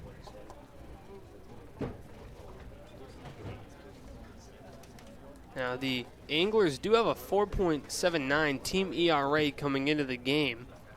The Harbor Hawks with a 4.14 team ERA. So you can get some runs, but as the game kind of dwindles away, it's definitely harder, as mathematically it's harder to score with less outs available. As the first pitch to Luke Mann's a called strike, that one was a little bit outside. 0-1 the count to Luke Mann. He went down swinging back in the bottom of the second. The 0-1 pitch. Misses for a ball, 1-1. Good eye there, another tempting pitch. Those high fastballs, some hitters go nuts for them, and they just swing at them all day long, but a good job there, especially from a lot of the Harbor Hawk batters. They seem to be able to not take the bait, so to say. Called strike on the breaking pitch, 1-2, and Tulloch loaded the bases after allowing a single, a walk, and then a single. Has come back and struck out the next 2, and he's 1 strike away from striking out 3 in a row to get himself out of trouble. Deep breath, the 1-2. Fouled straight back off the netting. Luke Mann stays alive and spoils a good fastball.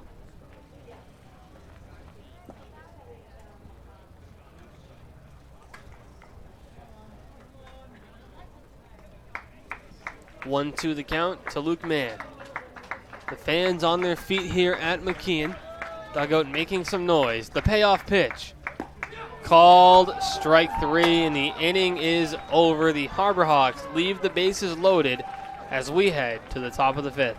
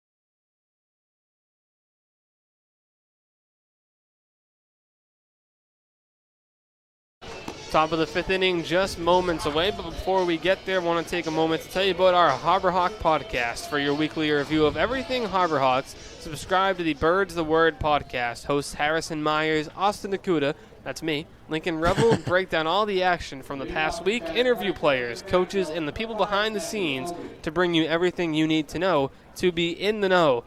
New episodes drop every Friday, so make sure to subscribe on your favorite podcasting app today.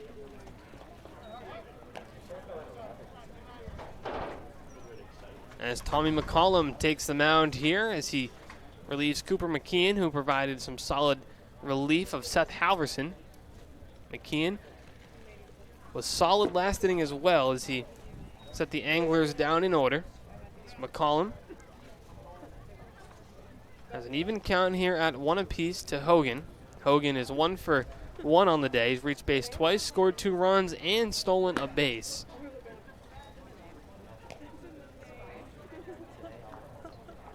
McCollum making his 4th appearance of the season. From Wingate University. The 2-1 pops straight up, high up in the air. Rose seems to be near it. He makes the catch for out number 1. Caden Rose on his first start of the year at shortstop has been impressive so far, making the plays that he should make over there. Yeah, and that was that fly ball, though it was a routine play, a lot harder than it looked there. That thing was skyrocketing, and it took quite a while to come down. A great job there from Rose to be able to keep that in his sight. First pitch here to Andrew Benefield. The ball.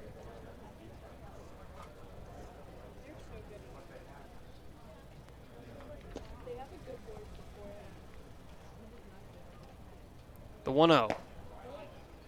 Called strike. 1-1 the count.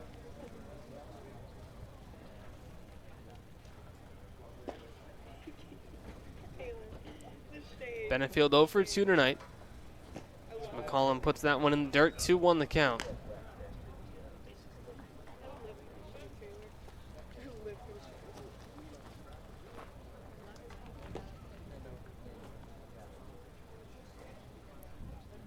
Quiet night here at McKean, but a busy crowd, the 2-1.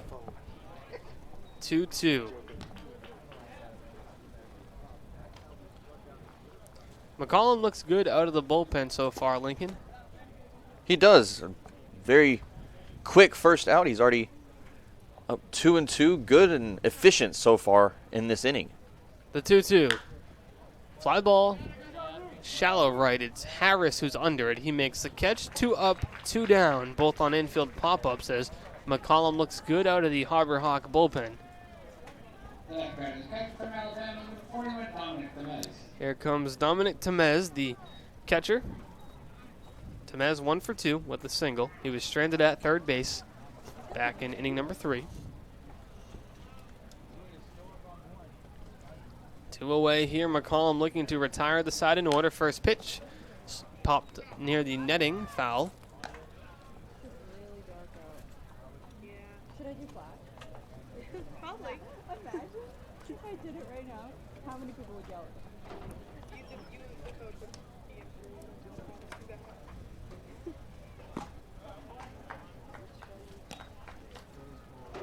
1-1 the count with 2 away here in inning number 5.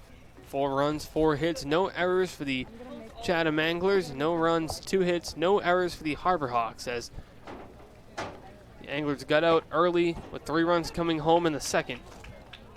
Tommy McCollum ahead 1-2 on Temez. 1-2 with 2 away. McCollum's pitch. Called strike 3. The inning is over. McCollum retires the side in order. And Caden Rose today making the start at shortstop and had a solid start to the game, drawing a walk and a single. We're going to toss it over to our sideline reporter, Taylor Farmer, who has more on Caden Rose. Thanks, guys. Austin and Lincoln, you talked to Matt Daly in the top of that third inning about the versatility that we see in these players nowadays. The Harbor Hawks have an incredible, versatile player in Caden Rose, who usually gets the start in the outfield. He gets the start at shortstop tonight. He was highlighted in the Cape Cod News as one of the top players in the Cape League, leading the Harbor Hawks in multiple offensive categories, runs, RBIs, doubles, and walks. He's been incredible so far, and we'll look forward to what else we can get out of him this season. Thank you very much, Taylor. And Caden continues to impress in his first year here in Hyannis. We'll see more from Caden in the Harbor Hawk lineup as they're due up in just a few moments. I'll be back on the Harbor Hawks Baseball Network.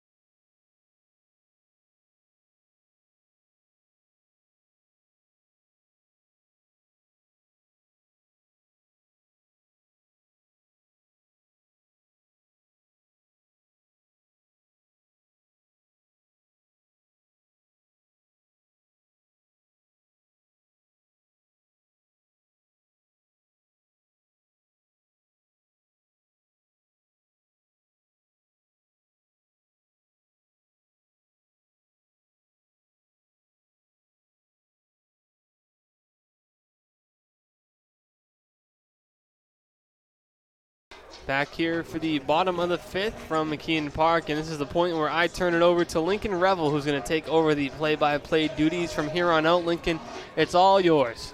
Thank you very much, Austin. Once again, as always, another fantastic job, or fantabulous, as I've heard some people say.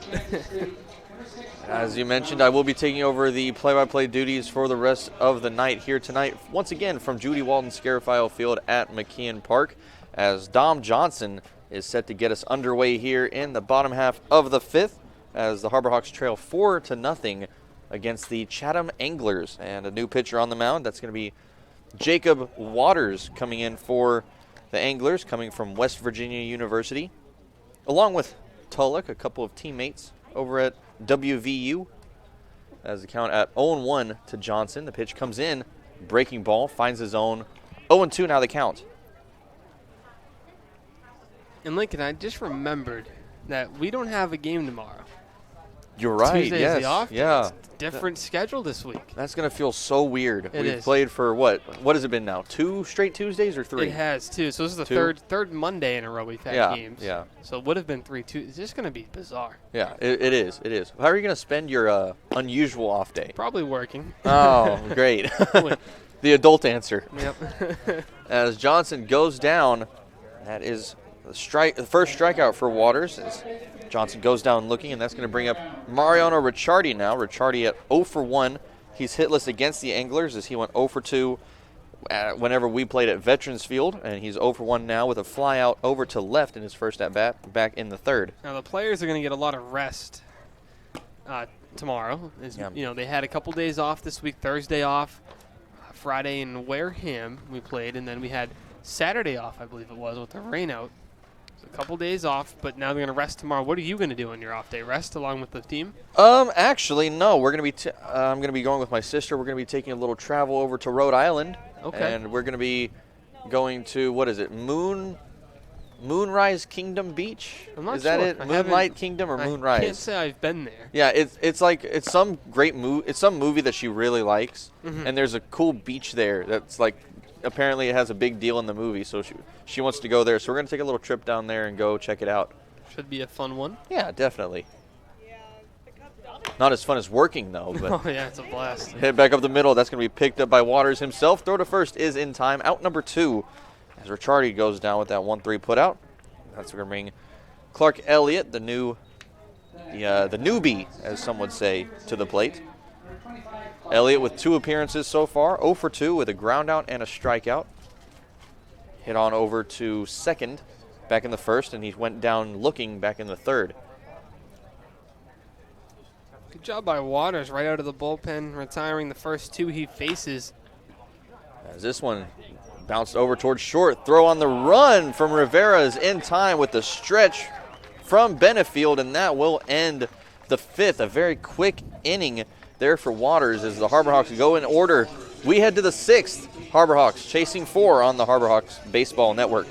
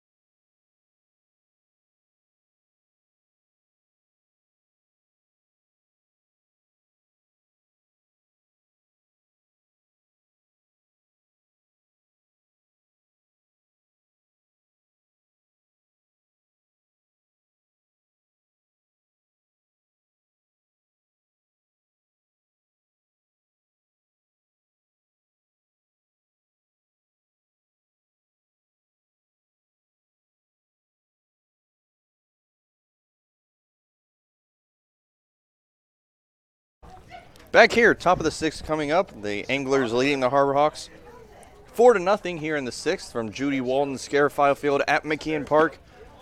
Lincoln Revel alongside my good friend Austin Dakuda bringing you Monday Night Baseball as Tommy McCollum is back on the mound. An efficient first inning from him as he sent the Anglers down in order back in the top of the fifth. A flyout from Hogan, another flyout from Benefield, and then a backwards K from Dominic Temez. As the count now even at 1-1 to Joshua Rivera. Rivera, 2 appearances, no at-bats as he's walked twice, reached home once, and he lines that one towards right field. That's down for a base hit. Johnson comes up with it, and that is a leadoff base hit for Joshua Rivera. McCollum came with the fastball in on the hands, but not in enough. He was able to get the barrel out and get it on enough of the barrel to shoot it to right center field. Good piece of hitting by Rivera. Just got to try to bury that one on the hands a little bit more if you're McCollum. And the first hit that McCollum has allowed this outing after retiring 3 straight in the fifth. But with nobody out, runner on first, Matthew Garcia is back at the plate. He shows bunt. That one misses down low. Throw from Pendleton is not in time over to first. Beautiful throw from Pendleton. Almost caught Rivera napping at first. And good job by Harris to be alert and get to the bag. Well executed snap throw. Yeah, that's a trait that I feel like a lot of first basemen don't really learn up until really either their junior, senior year of high school or whenever they get into college, really, where they get out to field that ground ball, and then after the pitch comes in, they start retreating back to first just in case. Good job by Harris getting back. All the first basemen, I think, on the Harbor Hawks do a good job of it, but I do agree. A lot of guys sometimes, forget to cover that bag just in case the catcher wants to fire down.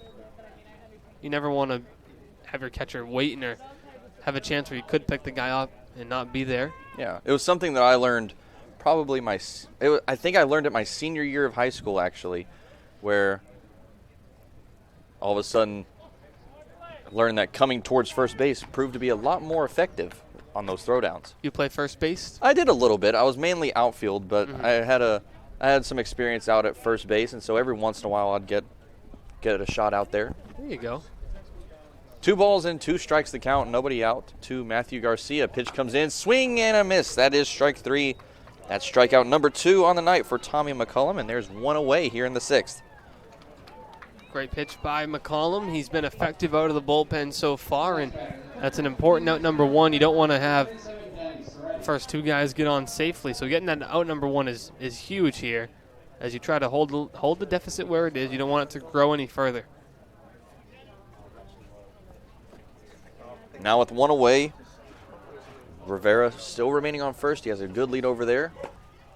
Wearing the little so-called oven mitt on his left hand over at first base, that little sliding glove that you see so many players wearing nowadays to avoid hand injuries.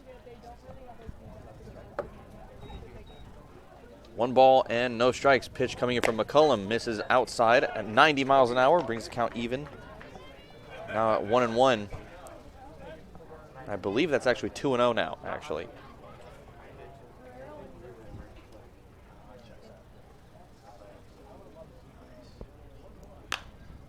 Skied, and that's going to be fouled. Out of play, lands towards the parking lot, heads up. Nobody is injured, and the count becomes, should be 2-1 now.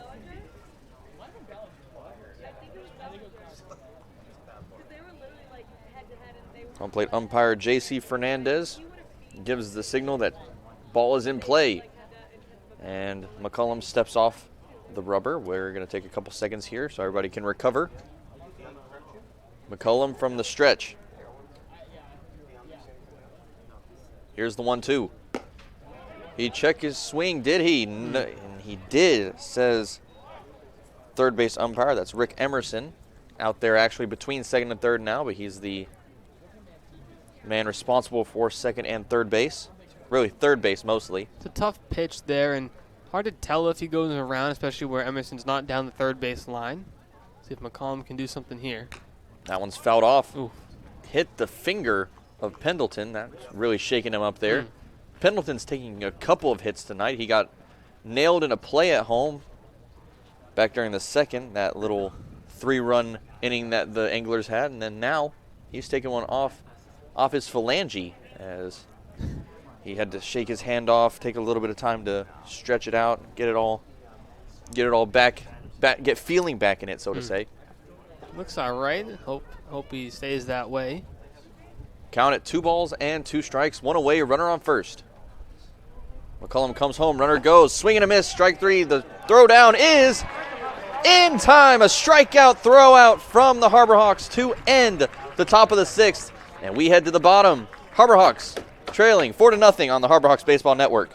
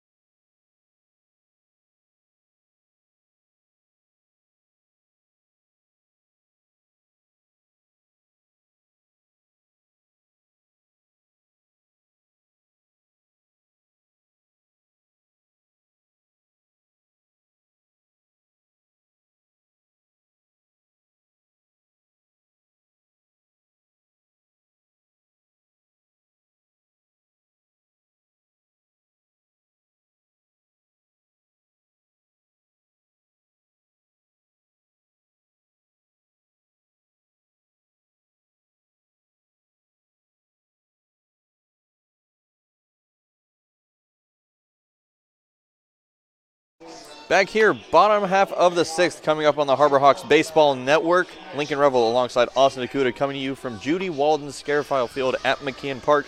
We're just about ready to get underway here with the bottom of the 6th. But first, a quick word from Milton Cat.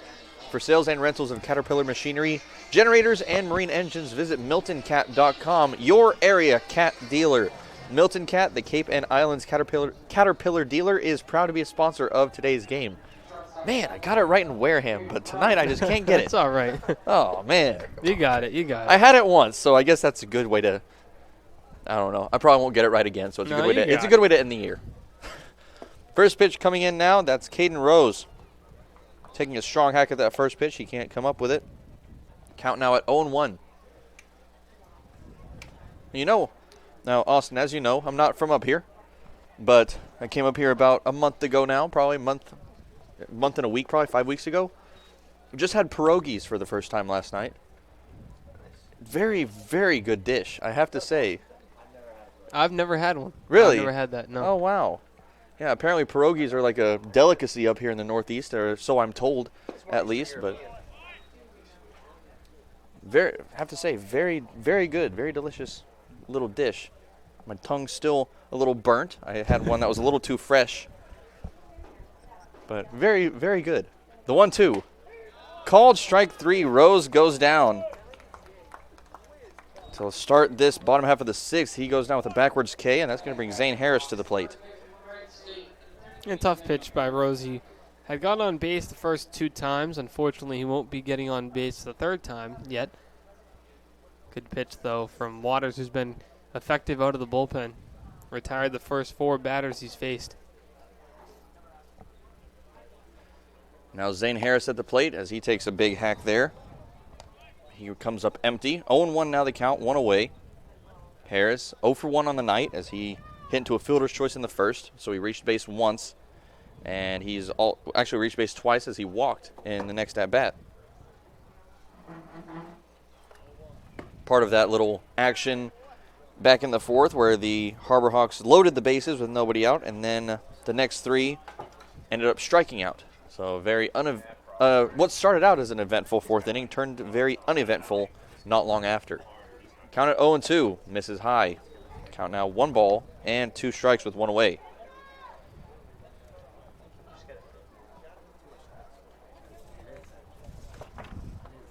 Zane Harris, 6'5", 260 pounds from Wright State. He swings at the breaking ball. He can't come up with it. And that is strikeout number 2 of the inning for Waters, and strikeout number 3 on the night for him tonight.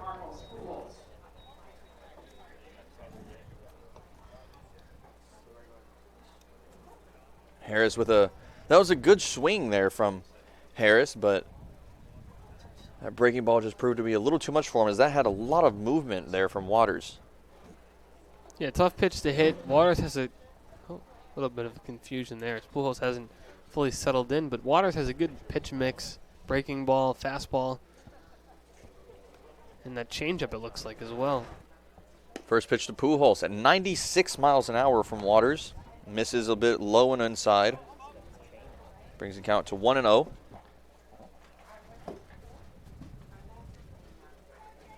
Pujols originally from the Dominican Republic. So he fouls that one. Evens the count 1-1.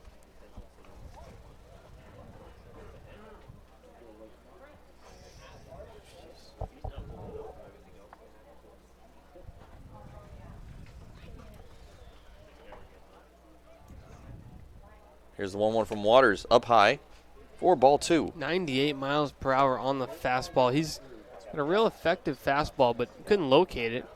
Showed you how fast he can throw it. Just got to try to get it in the zone, which for a lot of guys that means taking off a couple miles per hour on the velocity. 2-1 at 96. Even the count at 2 balls, 2 strikes, and 2 outs. And Austin, it's time for that moment that I know everybody on the broadcast loves listening to this. 2 balls, 2 strikes, and 2 outs. The hat is shaken from here in the press box. And time is called. A little bit of confusion there from Waters, but he's back in the windup. Here's the pitch. That misses. Ball 3. A beautiful breaking ball, but it ended up just a bit too high, as that brings the count full. 3 balls and 2 strikes.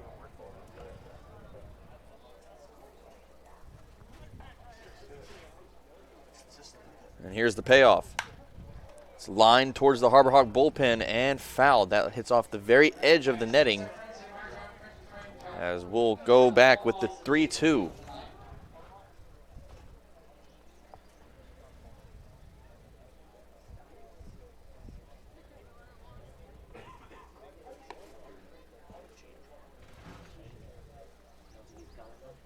At 3-2, down low, Pujols finds base for his second time tonight, actually, as he represents the first base runner of the inning for the Harbor Hawks, and a chance for maybe a chance for a 2-out rally here with Caleb Pendleton at the plate. Chance for his first hit of the season as well. Good at bat by Bullhose, laying off a couple of tough pitches and extends the inning for another batter. Just got to pass it to the next guy. See if you can put some hits together, chip away at this deficit. Now, as we mentioned, Pendleton is 0 for 13 coming into this game as he launches that one over towards short. Throw in is in time to end the 6th inning. Throw from Rivera at short as that ends the 6th. Harbor Hawks go down. No runs, no hit, no errors, and 1 left stranded as we head now to the 7th. Harbor Hawks trailing 4-0 on the Harbor Hawks Baseball Network.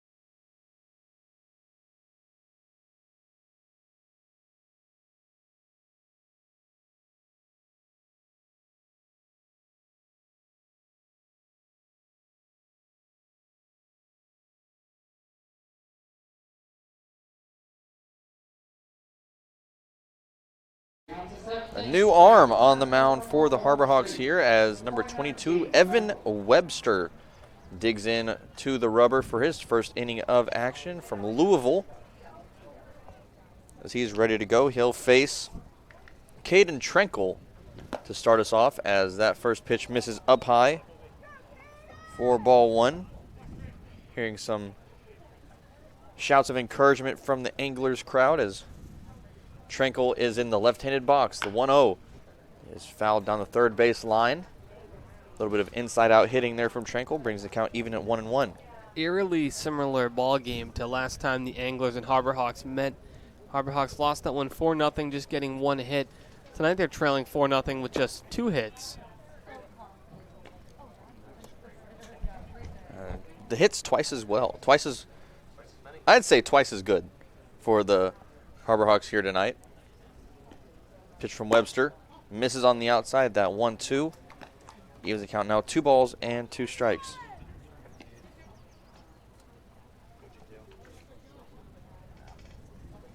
The tiebreaker is fouled straight back here at the press box. I would have been able to make that grab had it come through. I don't know if you're catching that one. That was hit hard.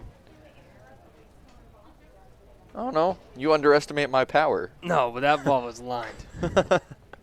Here's the 2-2. Another foul. Straight back towards the Scouts. Keeps the count even at 2 balls and 2 strikes. Taking a look, Lincoln, at the standings quick around the West Division. The Bourne Braves 9-0-2. The Kettleers in second place at 5-6-0. No ties for them yet. One of the only few teams without a tie. The Gatemen sit in third at 4-5-2, and the Commodores in fourth at 4-6-2. The Harbor Hawks in fifth at 2-9 on the year. Harbor Hawks and the Kettleers, the only two teams without a tie yet. And the Bourne Braves at 9-0-2, as Austin mentioned, off continuing their one of the best starts in Cape Cod history, as that one high fly back towards shallow center field. That's going to be Ricciardi backing up and making the grab for out number 2. Chanko goes down. He's now 1 for 4 on the night. As with one away, Lyle Miller Green is going to step up, and Miller Green has been a base magnet so far in this series for the Anglers. Only one time he's been put out one time on a drop third strike in his last at bat in the 4th. But he's drawn 5 walks. And his only other hit was where he touched all the bases with a 2-run home run back at Veterans Field as he launched that one over the left field wall. That 0-1 pitch flies just a bit outside as Pendleton can't find that one with his glove. 1-1 the count. You see how much of a ricochet that brick wall has as that one came all the way back to Pendleton, who was still squatting down catching. Yeah, it's been proven as both a friend and an enemy to the Harbor Hawks, as that one misses for ball 2. 2 balls, 1 strike, and 1 away.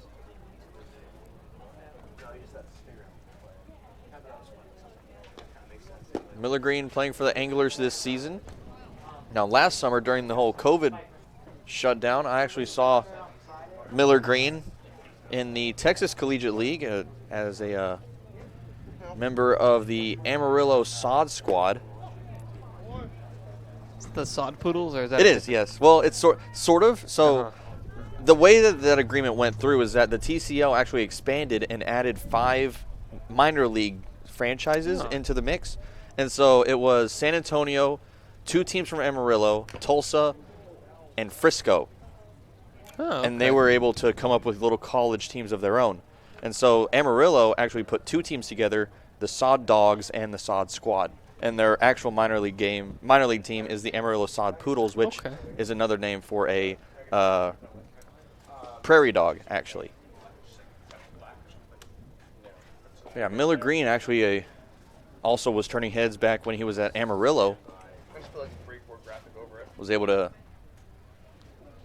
put together some pretty key hits, including a walk-off win against my Texarkana Twins last summer. And Pendleton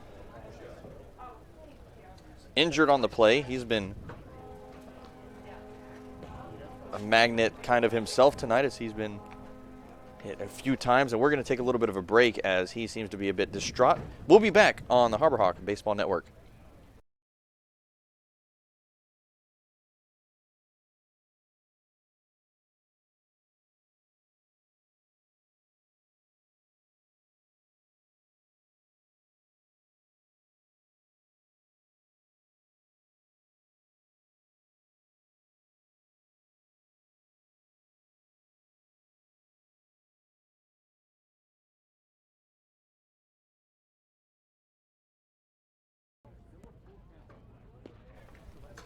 Back here after that quick little break. Pendleton seems to be okay as he takes his spot back behind the plate as the 3-2 swing and a miss. Miller Green goes down now to 0 for 2 as he has now struck out twice. And with 2 away, Maxwell Romero is going to step up to the plate. The Harbor Hawk bullpen has been sensational to this point. 3 2/3 for them without a run coming across. It was McKeon, McCollum, and now Webster.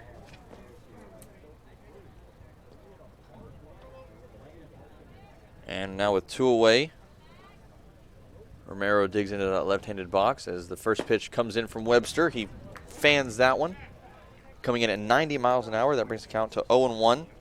Webster, the 4th pitcher of the night for the Harbor Hawks, started off with Seth Halverson. Cooper McKeon came in relief, followed by Tommy McCullum, and now Webster on the mound. Romero checks his swing there, pointed down to third. No chance there. as that evens the count 1-1. Romero, as we mentioned earlier, from Vanderbilt, originally from Miramar, Florida, as the 1-1 is spiked in the dirt there past Pendleton. 2-1 now the count.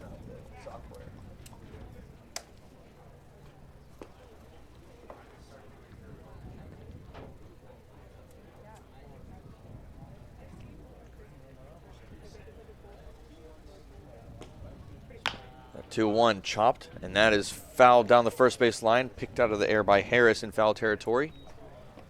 2 balls, 2 strikes, and 2 outs the count. Still a good amount of fans here in attendance. Had a great crowd here last night for fireworks as well. And the 2-2, called strike 3 on the outside. Webster retires the side in order in his first inning out of the bullpen, and we head now to the bottom of the 7th inning stretch here from Judy Walden Scarafile Field on the Harbor Hawks Baseball Network.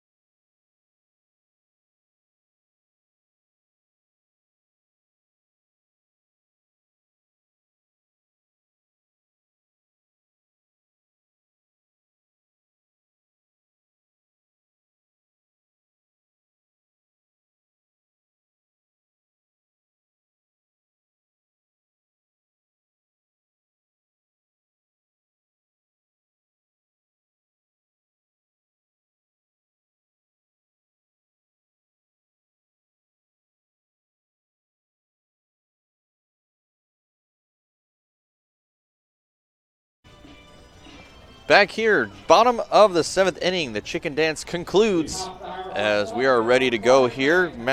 That's going to be Mitch Hardigan starting us off here for the Harbor Hawks. Harbor Hawks trailing 4-0 against the Chatham Anglers. Lincoln Revel alongside Austin Dakuta. Bringing you Monday night baseball action here from Judy Walden Scarafile Field. As the first pitch comes in, that misses for ball 1. Jacob Waters back on the mound. After an overall good inning from him last inning, he's retired 6 out of the 7 batters that he's faced so far. And the one batter that he couldn't put out ended up in a walk. Here's the 2-0. That one, a called strike on the outside. Seemed a little bit outside, but a called strike. Anyway, brings the count now to 2 balls and 1 strike. If you're the Harbor Hawks, you're looking to get a couple of guys on here and slowly chip away at this lead. You only have 9 outs remaining in the ball game. They've had a couple threatening situations. They had the bases loaded with no outs earlier in the game, but couldn't get a run across. So we'll see if they can put something together here.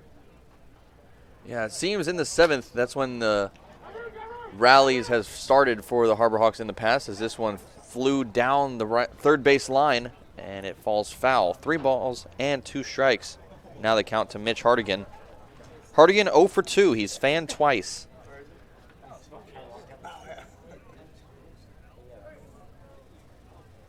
So he's looking for his first time on against the Anglers in general. Ended 0 for 3 in that night back at Veterans Field. The lone hit actually coming against the Anglers actually came against the person who's not in the lineup tonight. Let me see if I can. Jake Cunningham had a double in that game. Yes, it is Cunningham, who's actually not in the roster now, as he has been declared done for the season with a hand injury. Hopefully Jake has a speedy recovery. Our best wishes go out to Jake Cunningham. Hardigan reaches first now after walking. And that's going to bring up Luke Mann. Runner goes from second on the pass ball. And an easy advance for Hardigan as he's now in scoring position. As Luke Mann now with a 1-0 count. Good base running by Hardigan, no hesitation. Ball goes up to the backstop and you move up 90 feet. Nobody out here, Lincoln. Let's see if Hyannis can put something together. Luke Mann has a lot of room down that right field line if he can pull something. Pitch coming from Waters. That one misses. Outside, ball 2. Problem is Waters' fastball can touch 96, so for you to pull something, you're going to have to be out on the front on a fastball. But if you can get a breaking pitch and he leaves up a little bit, which he has a couple of times, you can do something with it. 2-0. Fastball misses high. That's 3-0 now the count. That'll cause a left-hander to get warming in the Chatham bullpen, but he just started throwing, so. Yeah, it's going to be a little bit of a while. Waters preparing his 35th pitch. The 3-0. Misses on the outside. A 4-pitch walk and back-to-back walks as Luke Mann reaches first. And with runners on first and second, Dom Johnson is going to step up to the plate, and that'll prompt a little bit of a mound meeting between Rivera, Tamez, and Waters. So left-handers warming in both bullpens as Jonas Scalero gets ready in the Harbor Hawk bullpen.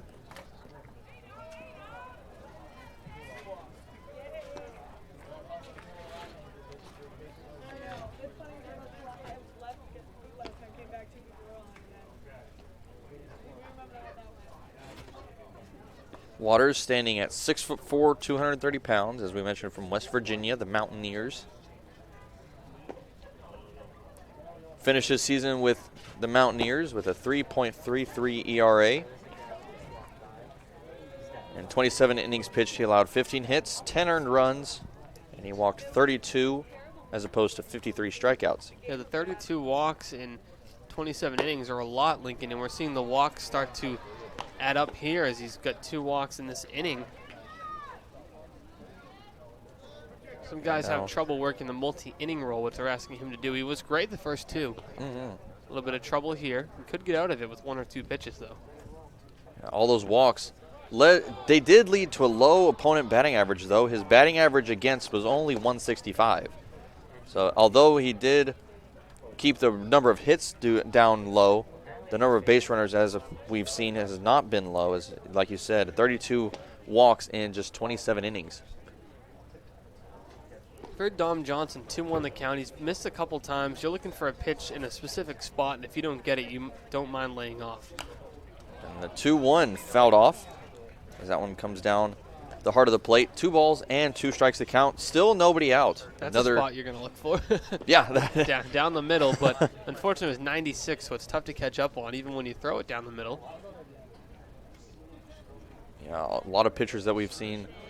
Out of all the pitchers that we've seen this season, very few have gotten up above 95, 96. The 2-2 misses up high. Brings the count full, 3-2. Waters has walked back-to-back batters so far. He walked Mitch Hardigan with a 3-2 count, and Luke Mann on a 4-pitch walk. We'll see if Johnson can do something here. 3 balls and 2 strikes. Waters delivers. Called strike 3, and Johnson knew it. That is out number 1 as he goes down looking. Yeah, he started walking back to the dugout before Fernandez, the umpire, even rang him up. He knew he missed that one down the pipe. See if Ricciardi can pick up here. Yeah, and coming with a fastball that fast, that quick coming from Waters, there's not really anything you can do. If you're not looking for that fastball down the middle, you can't really do much about it. You just have to watch it go and wait for your next at bat. So now 1 away, a little bit of pause there as a ball was sent flying from the Anglers bullpen. Pitch to Mariano Ricciardi now. That first pitch is fouled off. Count at 0-1. Ricciardi 0 for 2 on the night. He's 0 for 4 in the series. Went 0 for 2 back at Veterans Field. And he has a flyout and a groundout so far to his name tonight. The 0-1 is fouled off as well. He's just missing that fastball, too. Straight back off the netting. See what Ricciardi can do here. We'll see if Waters goes breaking pitch because Ricciardi's just about a half second off of that fastball. Count at 0-2. Waters shakes off a couple, but then takes a nod at this pitch. Here's the 0-2. Just missing up high. A beautiful looking pitch there at 87 miles an hour. But that now brings it out to 1-2 as that ball barely missed the zone. Waters looking for his second strikeout of the inning. Off the ground, he hits that one out, and that is going to second for 1. That's something you don't see every day there from Ricciardi. That's out number 2 as that brings runners now to the corners. And that one definitely all reflex as Ricciardi tried to check his swing but ended up making contact with it. And a good job from Waters being able to come up with that one. Should be a good chance here for Clark Elliott to pick up his first hit. Got runners on the corners, 2 away. Would love for Elliott to put a ball in play here and do something with it. And with 2 away, runners on the corners, the first run for the Harbor Hawks, 90 feet away. Count now at 0-1 to Clark Elliott. Elliott's 0 for 3, looking for his first hit as a Harbor Hawk.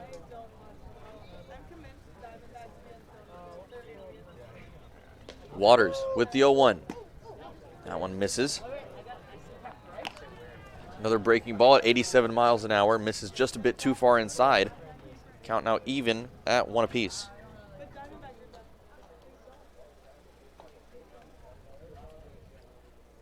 Here's the 1-1. Hefty swing there, but he can't connect. 1 ball and 2 strikes now the count. The clouds have stayed here at McKeon Park. A very overcast night as it has turned out to be. See a couple glimpses, a couple little bits of sky out there and a couple of cracks in the clouds, but some dark clouds overhead as the 1-2 comes in on the outside. That is strike 3. And we'll be back. 8th inning coming up on the Harbor Hawks Baseball Network.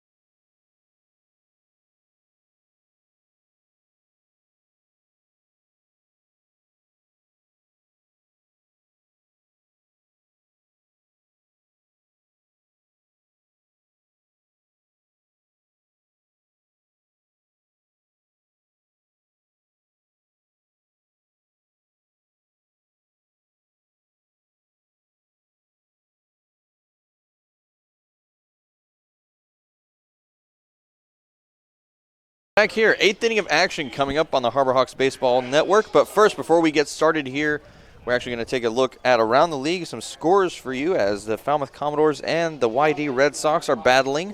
The Red Sox currently lead 5-4 in that one.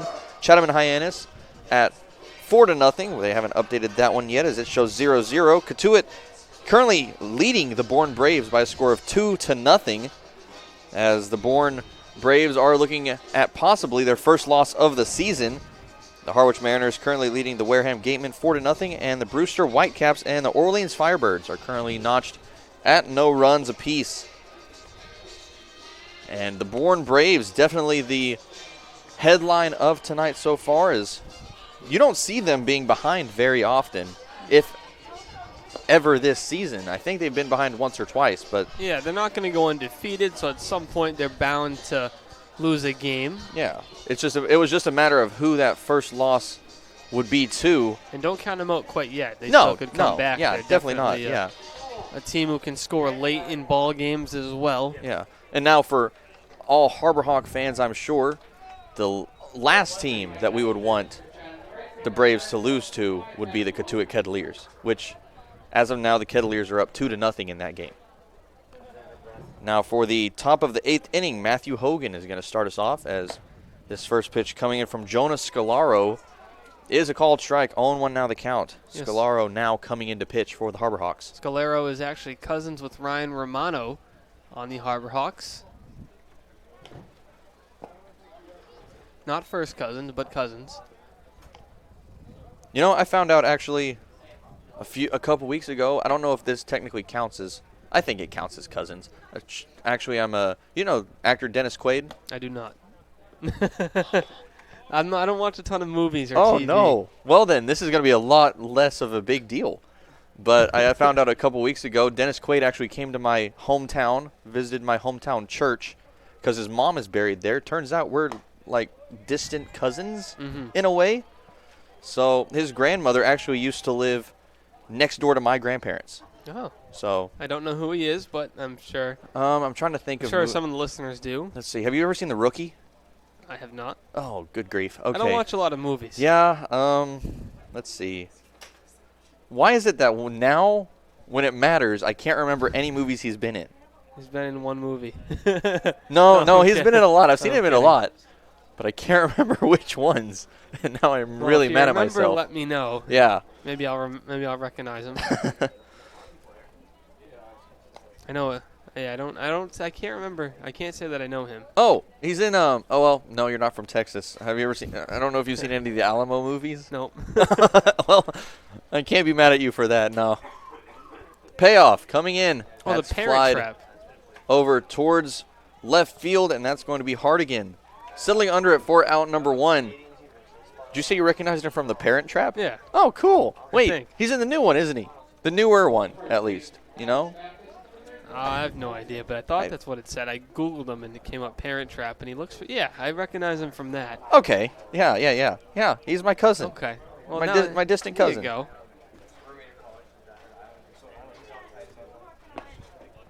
Now with 1 away, Andrew Benefield back at the plate. Swings at that first pitch and misses. 0-1 the count. We have 1 away here. After that was Matthew Hogan with a flyout over to Hardigan in left. As that 0-1 pitch misses outside for ball 1. Count now even. 1 ball and 1 strike. Benefield at 0 for 3. He struck out once. Flown out twice. Once to right field and once to first base. As he now faces a 1-2 count. In danger of going down for the second time tonight on strikes. Scalaro with the 1-2. Just a bit outside. Brings the count even to 2-2 now. Good job there from Pendleton. Lunging out from his spot in order to stop that ball from going behind him. Scalaro in the windup as he has his glove in front of his face. His throwing hand actually down at his side. As the 2-2. Breaking ball. A beautiful pitch. That's called strike 3. Scalaro with a great first inning of action so far as he's had a flyout and a strikeout and a beautiful breaking ball for that strikeout. Yeah, phenomenal pitch. He just froze Benefield. Nothing you can do there if you're not expecting it to find the zone. That is Dominic Temez. He misses that first pitch. 0-1 the count, 2 away.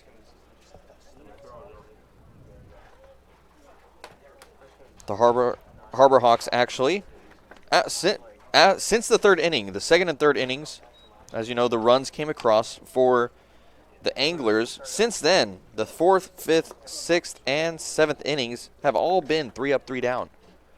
So since that third inning of play, the Harbor Hawks have been very efficient on the defensive end. Yeah, the bullpen's been great. Count moves now 2 balls and 1 strike with 2 away.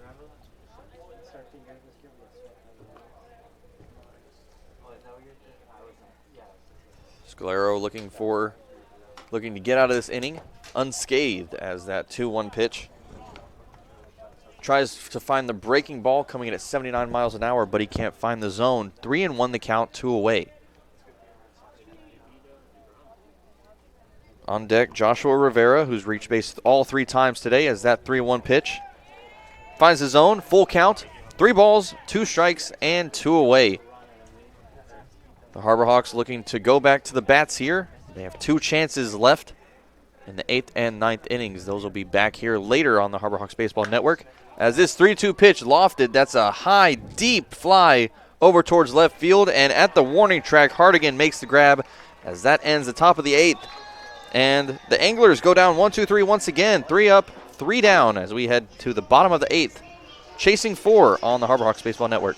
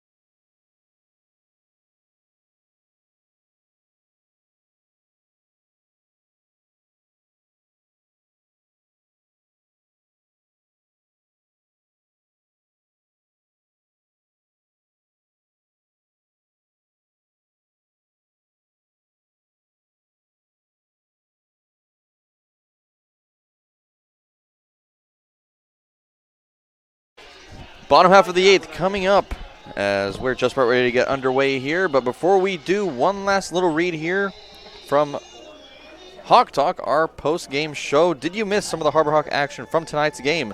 Make sure to check out the nightly post-game show, Hawk Talk, on the team's YouTube page for a rundown on everything you missed in that game, all in 3 minutes or less.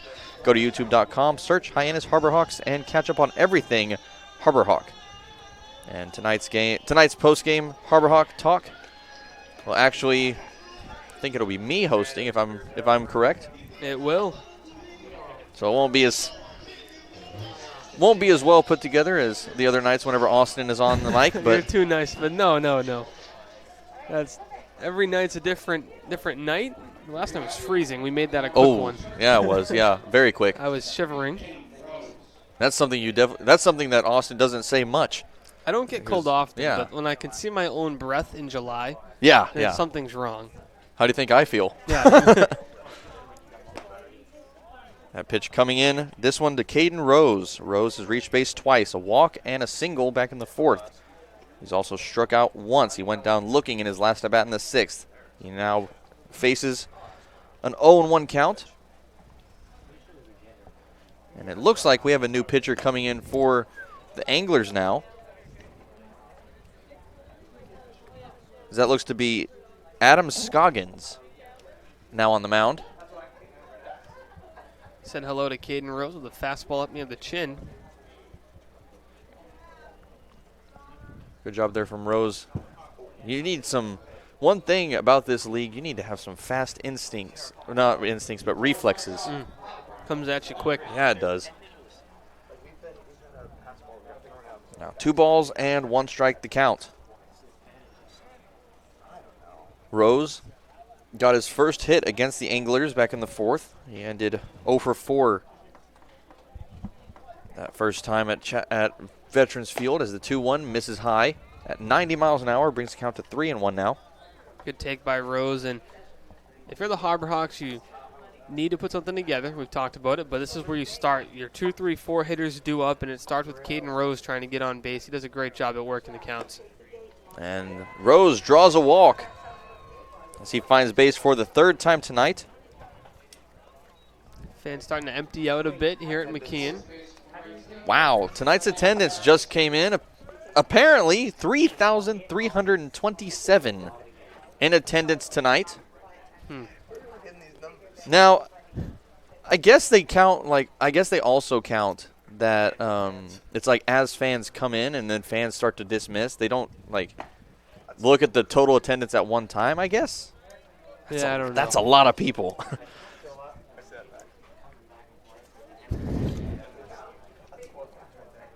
So now 0-1 the count to Zane Harris. Harris in the left-handed box. That one finds the outside corner for strike 2. Harris 0 for 3 on the night. A fielder's choice and a strikeout along with a walk to his name. Faces an 0-2 count. Facing back-to-back strikeouts here. As the pitch comes in from Scoggins, that one's fouled off. Heading to the parking lot, and I think that went off a car. Yeah. Ooh. Hopefully no damage was done. That ball went flying off of the vehicle. That's going to bring the count to 0-2. Yeah, I park a far distance away. Oh, yeah. Oh, yeah. No, not going to chance it this summer. Yeah, after that first game where we saw a few cars get hit, my car's not even here, actually. My sister dropped me off, so she has the car. So my car is definitely far enough away. But yeah, whenever I bring my car here, it's all the way down on the other end of the school. That's just behind McKeon Park. 1 ball and 2 strikes now the count. After that one missed the dirt to Mez with the good stop behind the dish. Scoggins, the lefty, with a pickoff move over to first. And again, I have to say, I think they're getting pretty close to that 45-degree rule, if there is one. Scoggins lifted his leg up a bit and then stepped midway in between first and home. There has to be something about that, because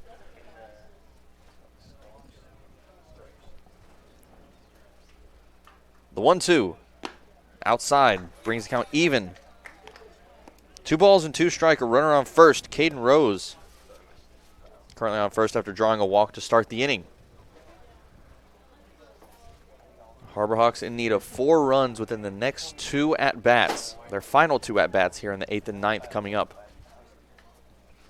2-2, swing and a miss. Harris goes down for the 2nd time tonight on strikes. Back-to-back swinging strikeouts. As with 1 away, that brings Marcos Pujols to the plate. Tough pitch to hit, great off-speed pitch there from Scoggins, and unfortunately for Harris, it was just far enough outside where he couldn't get the barrel on the ball. We'll see if Pujols can pick him up here. See if they send Rose at any point. Looking to get a guy into scoring position. That first pitch to Pujols is on the outside corner, strike 1.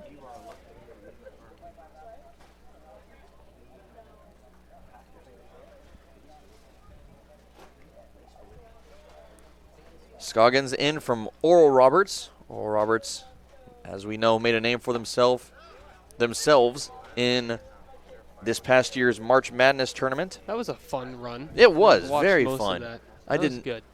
Ohio State, possibly the biggest upset of the tournament, apart from, of course, my Mean Green defeating Purdue, of course. This one knocked over towards second. That's going to be tossed over, and that's going to be in the dirt as Pujols reaching first, and now Caden Rose, on a bit of luck, I'll admit, finds second base, and there's still 1 away. Yeah, he had slid about 3 feet too short of the bag just to try to break up the double play, but to his surprise and to our surprise, that ball, the flip to short was just nowhere near the mark. So now you have guys on first and second. And Garcia with a bit of sweat on his fingers as he tried to toss that one, but it ended up rolling right off and rolling in the dirt past the glove of Rivera. Now this pitch comes in from Scoggins to Caleb Pendleton as that misses inside and low, ball 1. Pendleton 0 for 3 with a pair of strikeouts and a ground out. He made contact in his first at-bat, so he's closer to getting that first base hit of the season. But it's yet to be seen as the 1-0 comes in, swinging at the high away fastball, evens the count at 1-1.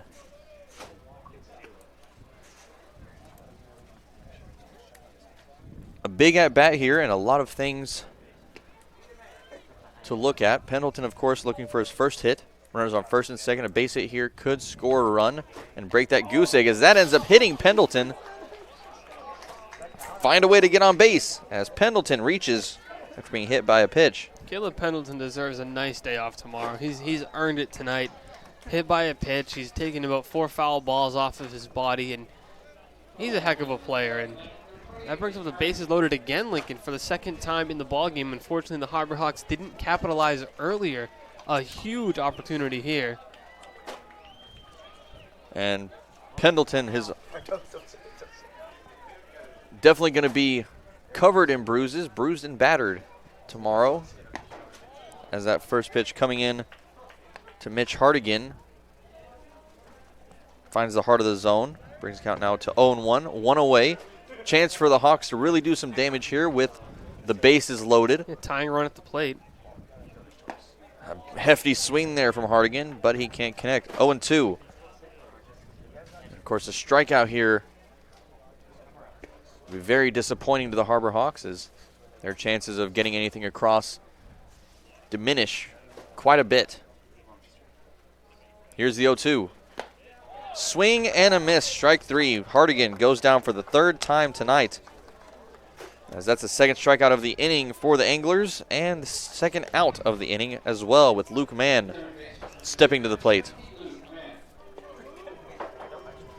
See what Luke Mann can do here. Bases loaded, 2 outs. Got to put the ball in play. Mann has been fanned twice tonight as well. He's gone down looking and swinging. He also got walked in the 7th in his last appearance. Here's Scoggins with the first pitch. Breaking ball, finding the outside. Brings the count now to 0-1. And a beautiful pitch there as that found the zone and then tailed away at the last second and fell out of reach of Mann. The 0-1, another breaking ball, a little frame job there from Tamez. As that pitch came in at 80 miles an hour, brings the count even at 1. And Tamez really wanted that call, but that's inside. You're not going to get that call in the frame, unfortunately. 1-1 the count. Runners have their leads on their respective bases. That one misses outside. And Lincoln, a walk also scores a run here. So if you're Luke Mann, you don't have to go chasing anything. Yeah, any way to get on base scores a run and breaks the goose egg. Scoggins comes set. He comes home with the 2-1. That one's fouled off. Goes off of Mann as we're going to come up with a 2-2 count. Austin, guess what time it is? It's the hat. It is the hat. Here we go. 2 balls, 2 strikes, 2 outs. A key at bat here for the Harbor Hawks. As Mann comes in with the bases loaded. Hat shaken from side to side in my hand as the 2-2 misses on the outside. 3 balls and 2 strikes. That one missing just a hair outside. That's a huge call there by Fernandez. Good eye by Mann, and 3-2, 2 outs. Runners are all going to be in motion. If Luke Mann can get a ball in play into one of the gaps, you could be looking at 3 runs coming home. A huge pitch upcoming here from Scoggins. Here's the pitch. Now it's lofted, and that is fouled down the third base line. And I think that's actually fortunate that it went foul because that one went right off the barrel of the bat, just the tip of it. And if it would have been fair, I think that would have been caught. 54 in the bullpen. And in the bullpen now for the Anglers, that's going to be Trevor Martin getting ready to try to close this one out for the Anglers in the 9th. Big pitch here. The payoff, swing and a miss. Man goes down And another huge chance for the Harbor Hawks. Results in nothing as we head to the 9th, trailing 4-0 on the Harbor Hawks Baseball Network.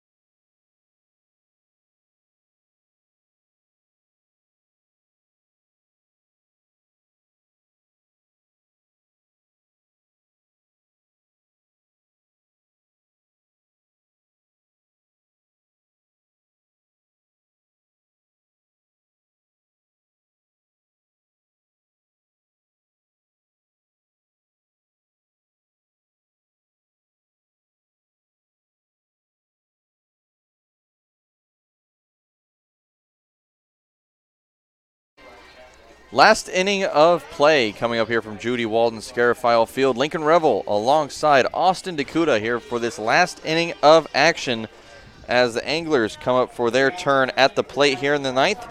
Due up is going to be Joshua Rivera, Matthew Garcia, and Danny Soretti. 8-9-1 coming up for the Anglers as they lead 4-0 here in the 9th. First pitch coming in from Trey Braithwaite is a called strike, bringing the count to 0-1. One half of the back nine bullies, as they call themselves, with Braithwaite and Nolan Crisp, the dynamic duo out of the Harbor Hawk bullpen. Sure to look at our video on our YouTube page. Our sideline reporter Taylor Farmer actually caught up with both of them to explain just exactly what that means. Although I will admit, even after watching the interview, I'm still not exactly 100% sure what it means. Shake and bake. Shake and bake. That's all they said, yeah.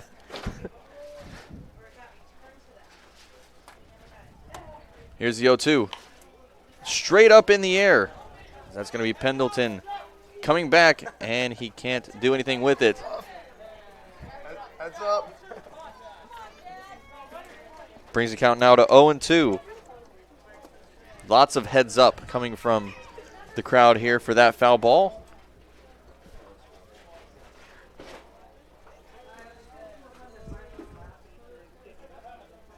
Braithwaite with the 0-2.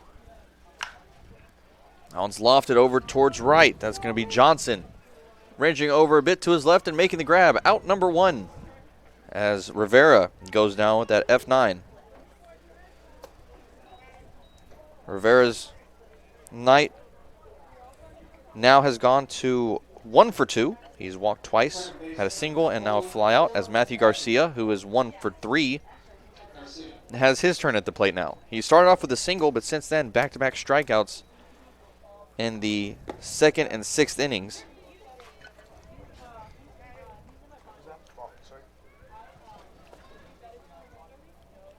Good to see Braithwaite again on the mound. He's always effective in his outings this season. He did give up a run against the Gatemen back on Friday, a solo home run, but besides that, he was great. Braithwaite actually holds the record for the Naval Academy, his current college, where he's the current saves leader. 17 all time. He said they didn't have a lot of relievers this past season either, so he was pitching early and often. And a little correction there, he's actually tied for the record at 17, as this one is a line drive into center field, and that's going to be brought in by Elliott for out number 2. And if I'm not mistaken, that might be the first put out for Elliott here tonight, and it is. He hasn't had a ball hit his way, really. I mean, I think there was maybe a single up the middle at some point, but besides that, it's been a quiet night in center field for Clark Elliott. Well, welcome to Hyannis, Clark, as you've just gotten your first career out for the Harbor Hawks. Braithwaite 1 out away from retiring the Anglers in order. He misses that one. Ball 1. This one coming into Danny Soretti. Count at 1-0. Soretti currently looking at 1 for 4. Had a single in the second. Other than that, a fly out, ground out, and strikeout as he lines that one over behind first for a base hit. That one goes into right field.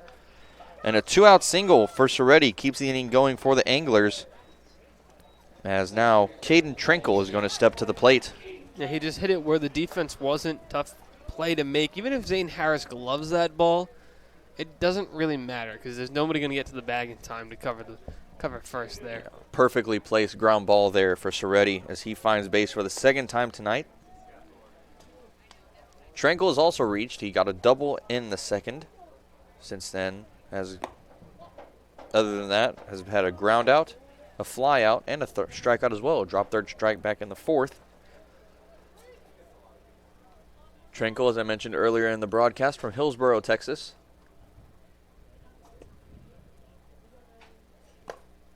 So that 1-0 misses up high. 2 balls and no strikes now the count.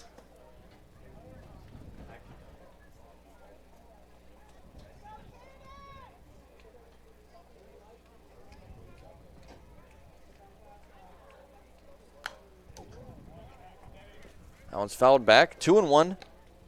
Now the count. As I mentioned, Braithwaite coming from the Naval Academy.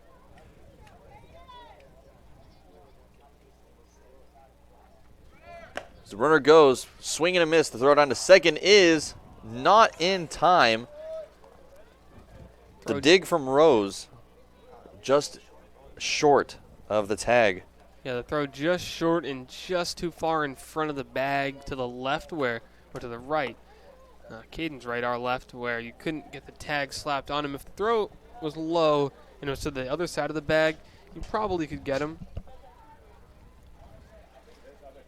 Trenkle at the plate, now at 5'10", 180 pounds. 2 balls, 2 strikes, and 2 outs. Braithwaite comes set. The right-hander delivers the pitch. Swing and a miss. Strike 3. Braithwaite and the back 9 Bullies are in business to end that 9th inning. As we head now to the bottom of the 9th. Harbor Hawks trailing 4-0 on the Harbor Hawks Baseball Network.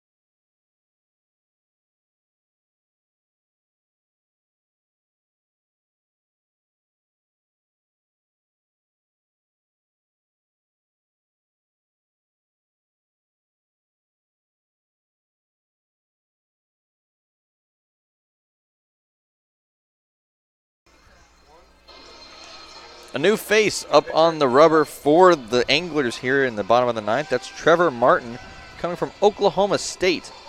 Back on the rubber as Dom Johnson is digging back in for the bottom of the ninth here. Mariano Ricciardi on deck, and Clark Elliott will be in the hole. 8-9-1 coming up for the Harbor Hawks here, trailing 4-0 on the Harbor Hawks Baseball Network. Lincoln Revel alongside my good friend Austin Dakuda here for the end of tonight's game.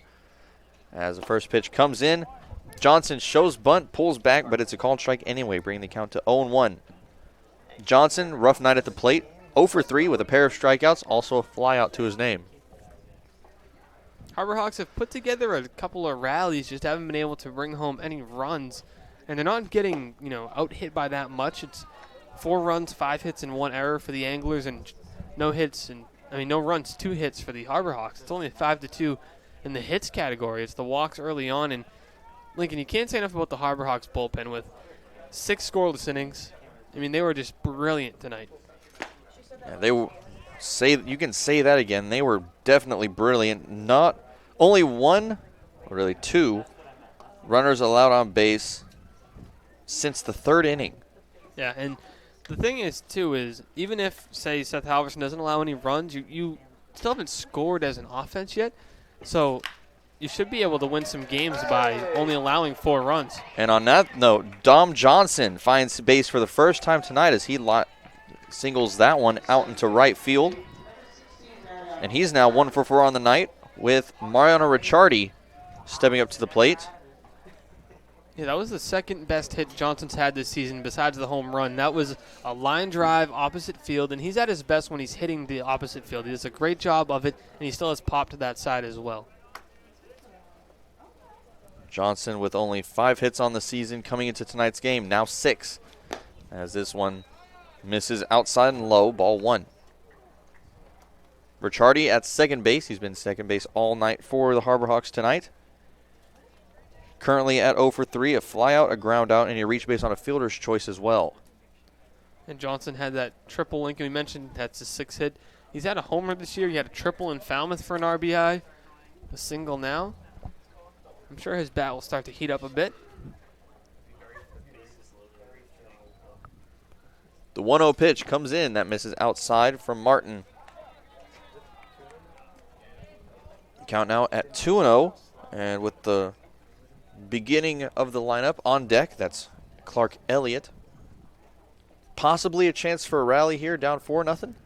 Would be good to see the Harbor Hawks put together something, at least to get a run in. You don't want to be shut out twice by the same Chatham team. You lost 4-0 to them in Chatham. And like I said, a similar ball game, 4-0 here. They do have 3 hits in this game. They only had 1 in Chatham, but see if the offense can put something together here in the final frame. Here's 2-1. Runner goes. Swing and a miss there. That's actually fouled off, says home plate umpire. Fernandez. That was J.C. Fernandez behind the plate. So once again, our good friend Sparky out of the lineup tonight. Yeah.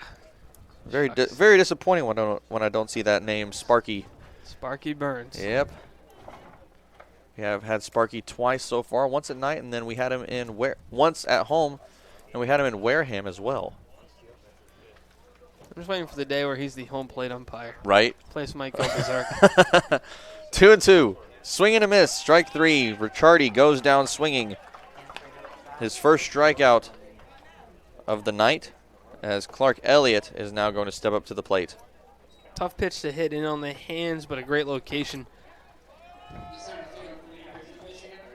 Now Elliott at 0 for 4. He's looking for his first hit of the season. He just got activated before yesterday's game. He's put the ball in play a couple of times, and he's been aggressive. He swings early in counts, which you'd like to see for a team that's been taking a lot of pitches. That first pitch outside, ball 1. Elliott, as Austin mentioned, has put the ball in play a couple of times. He's had 2 groundouts over to second and to short, so he's lined up the ball pretty well. He's timed it pretty well as both of his hits have gone up the middle, so to speak. Runner goes from first. Ball is a called strike. Throw over to second is not in time. A stolen base for Dom Johnson as he extends over to second. A good throw from Temez, but it's not in time. Still to get a good lead at first there and a good jump as well. He's got some speed. We've seen Johnson in center field too.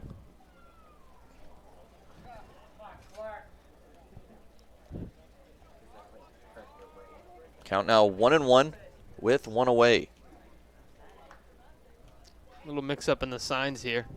Temez is going to head on out to the mound. Have a little talk with Martin. See what's going on here.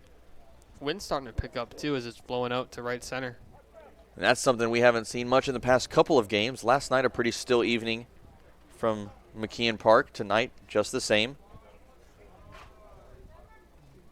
Stars and Stripes starting to move a little bit out towards the scoreboard out in right field. As Martin with the 1-1. Runner goes from second. Misses down low. Throw down to third. Not in time. That actually gets past Sumedi. Runner comes in, and that scores a run for the Harbor Hawks. Great job by Dom Johnson. 2 stolen bases in the inning for him. Comes home on a bad throw, and that's what happens when you get on base, Lincoln. Good things can happen when you're aggressive on the base pass, and the Harbor Hawks at least avoiding the shutout. Yeah, and a great piece of base running there from Johnson. He would have beat the throw out at third had it been in time anyway. He would have had another stolen base, but instead he gets to score a run as he extended 2 times the amount that he would have originally. Is that 2-1 pitch. Finds his own. 2 balls and 2 strikes now the count. Elliott looking to keep the inning going here. The Harbor Hawks break the goose egg in just the nick of time as this one's fouled off. Keeps the count at 1-2. And fortunately for the Harbor Hawks, they struck out 19 times last night, and they have 17 in tonight's ball game. Oof. A couple of rough nights in terms of punching out. Literally just writing it.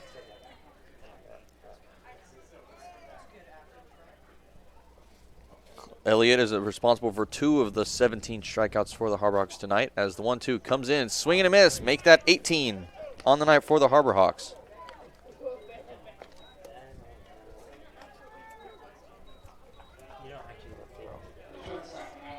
And with 2 away now, Caden Rose is going to come up to the plate. Now Rose has had quite the eventful night so far as he's reached base 3 times, 2 for 3 on the night. He walked, had a single. Actually, he's 1 for 2, actually, as he's walked twice, 1 single, and he struck out looking. Caden's been consistent all season for the Harbor Hawks, one of the younger players on the team, but yet one of the most mature hitters on the team, and he's a mainstay at the top of the order now. After he started in the 9-hole to start the year, first couple of games, but he's been comfortable and he's done a great job. Yeah, Rose is somebody that when he comes up, you can be confident that he'll put something in play at least. He's gone down swinging. He's gone down tonight looking, but you can be confident that he'll find contact in some way at some point in the game.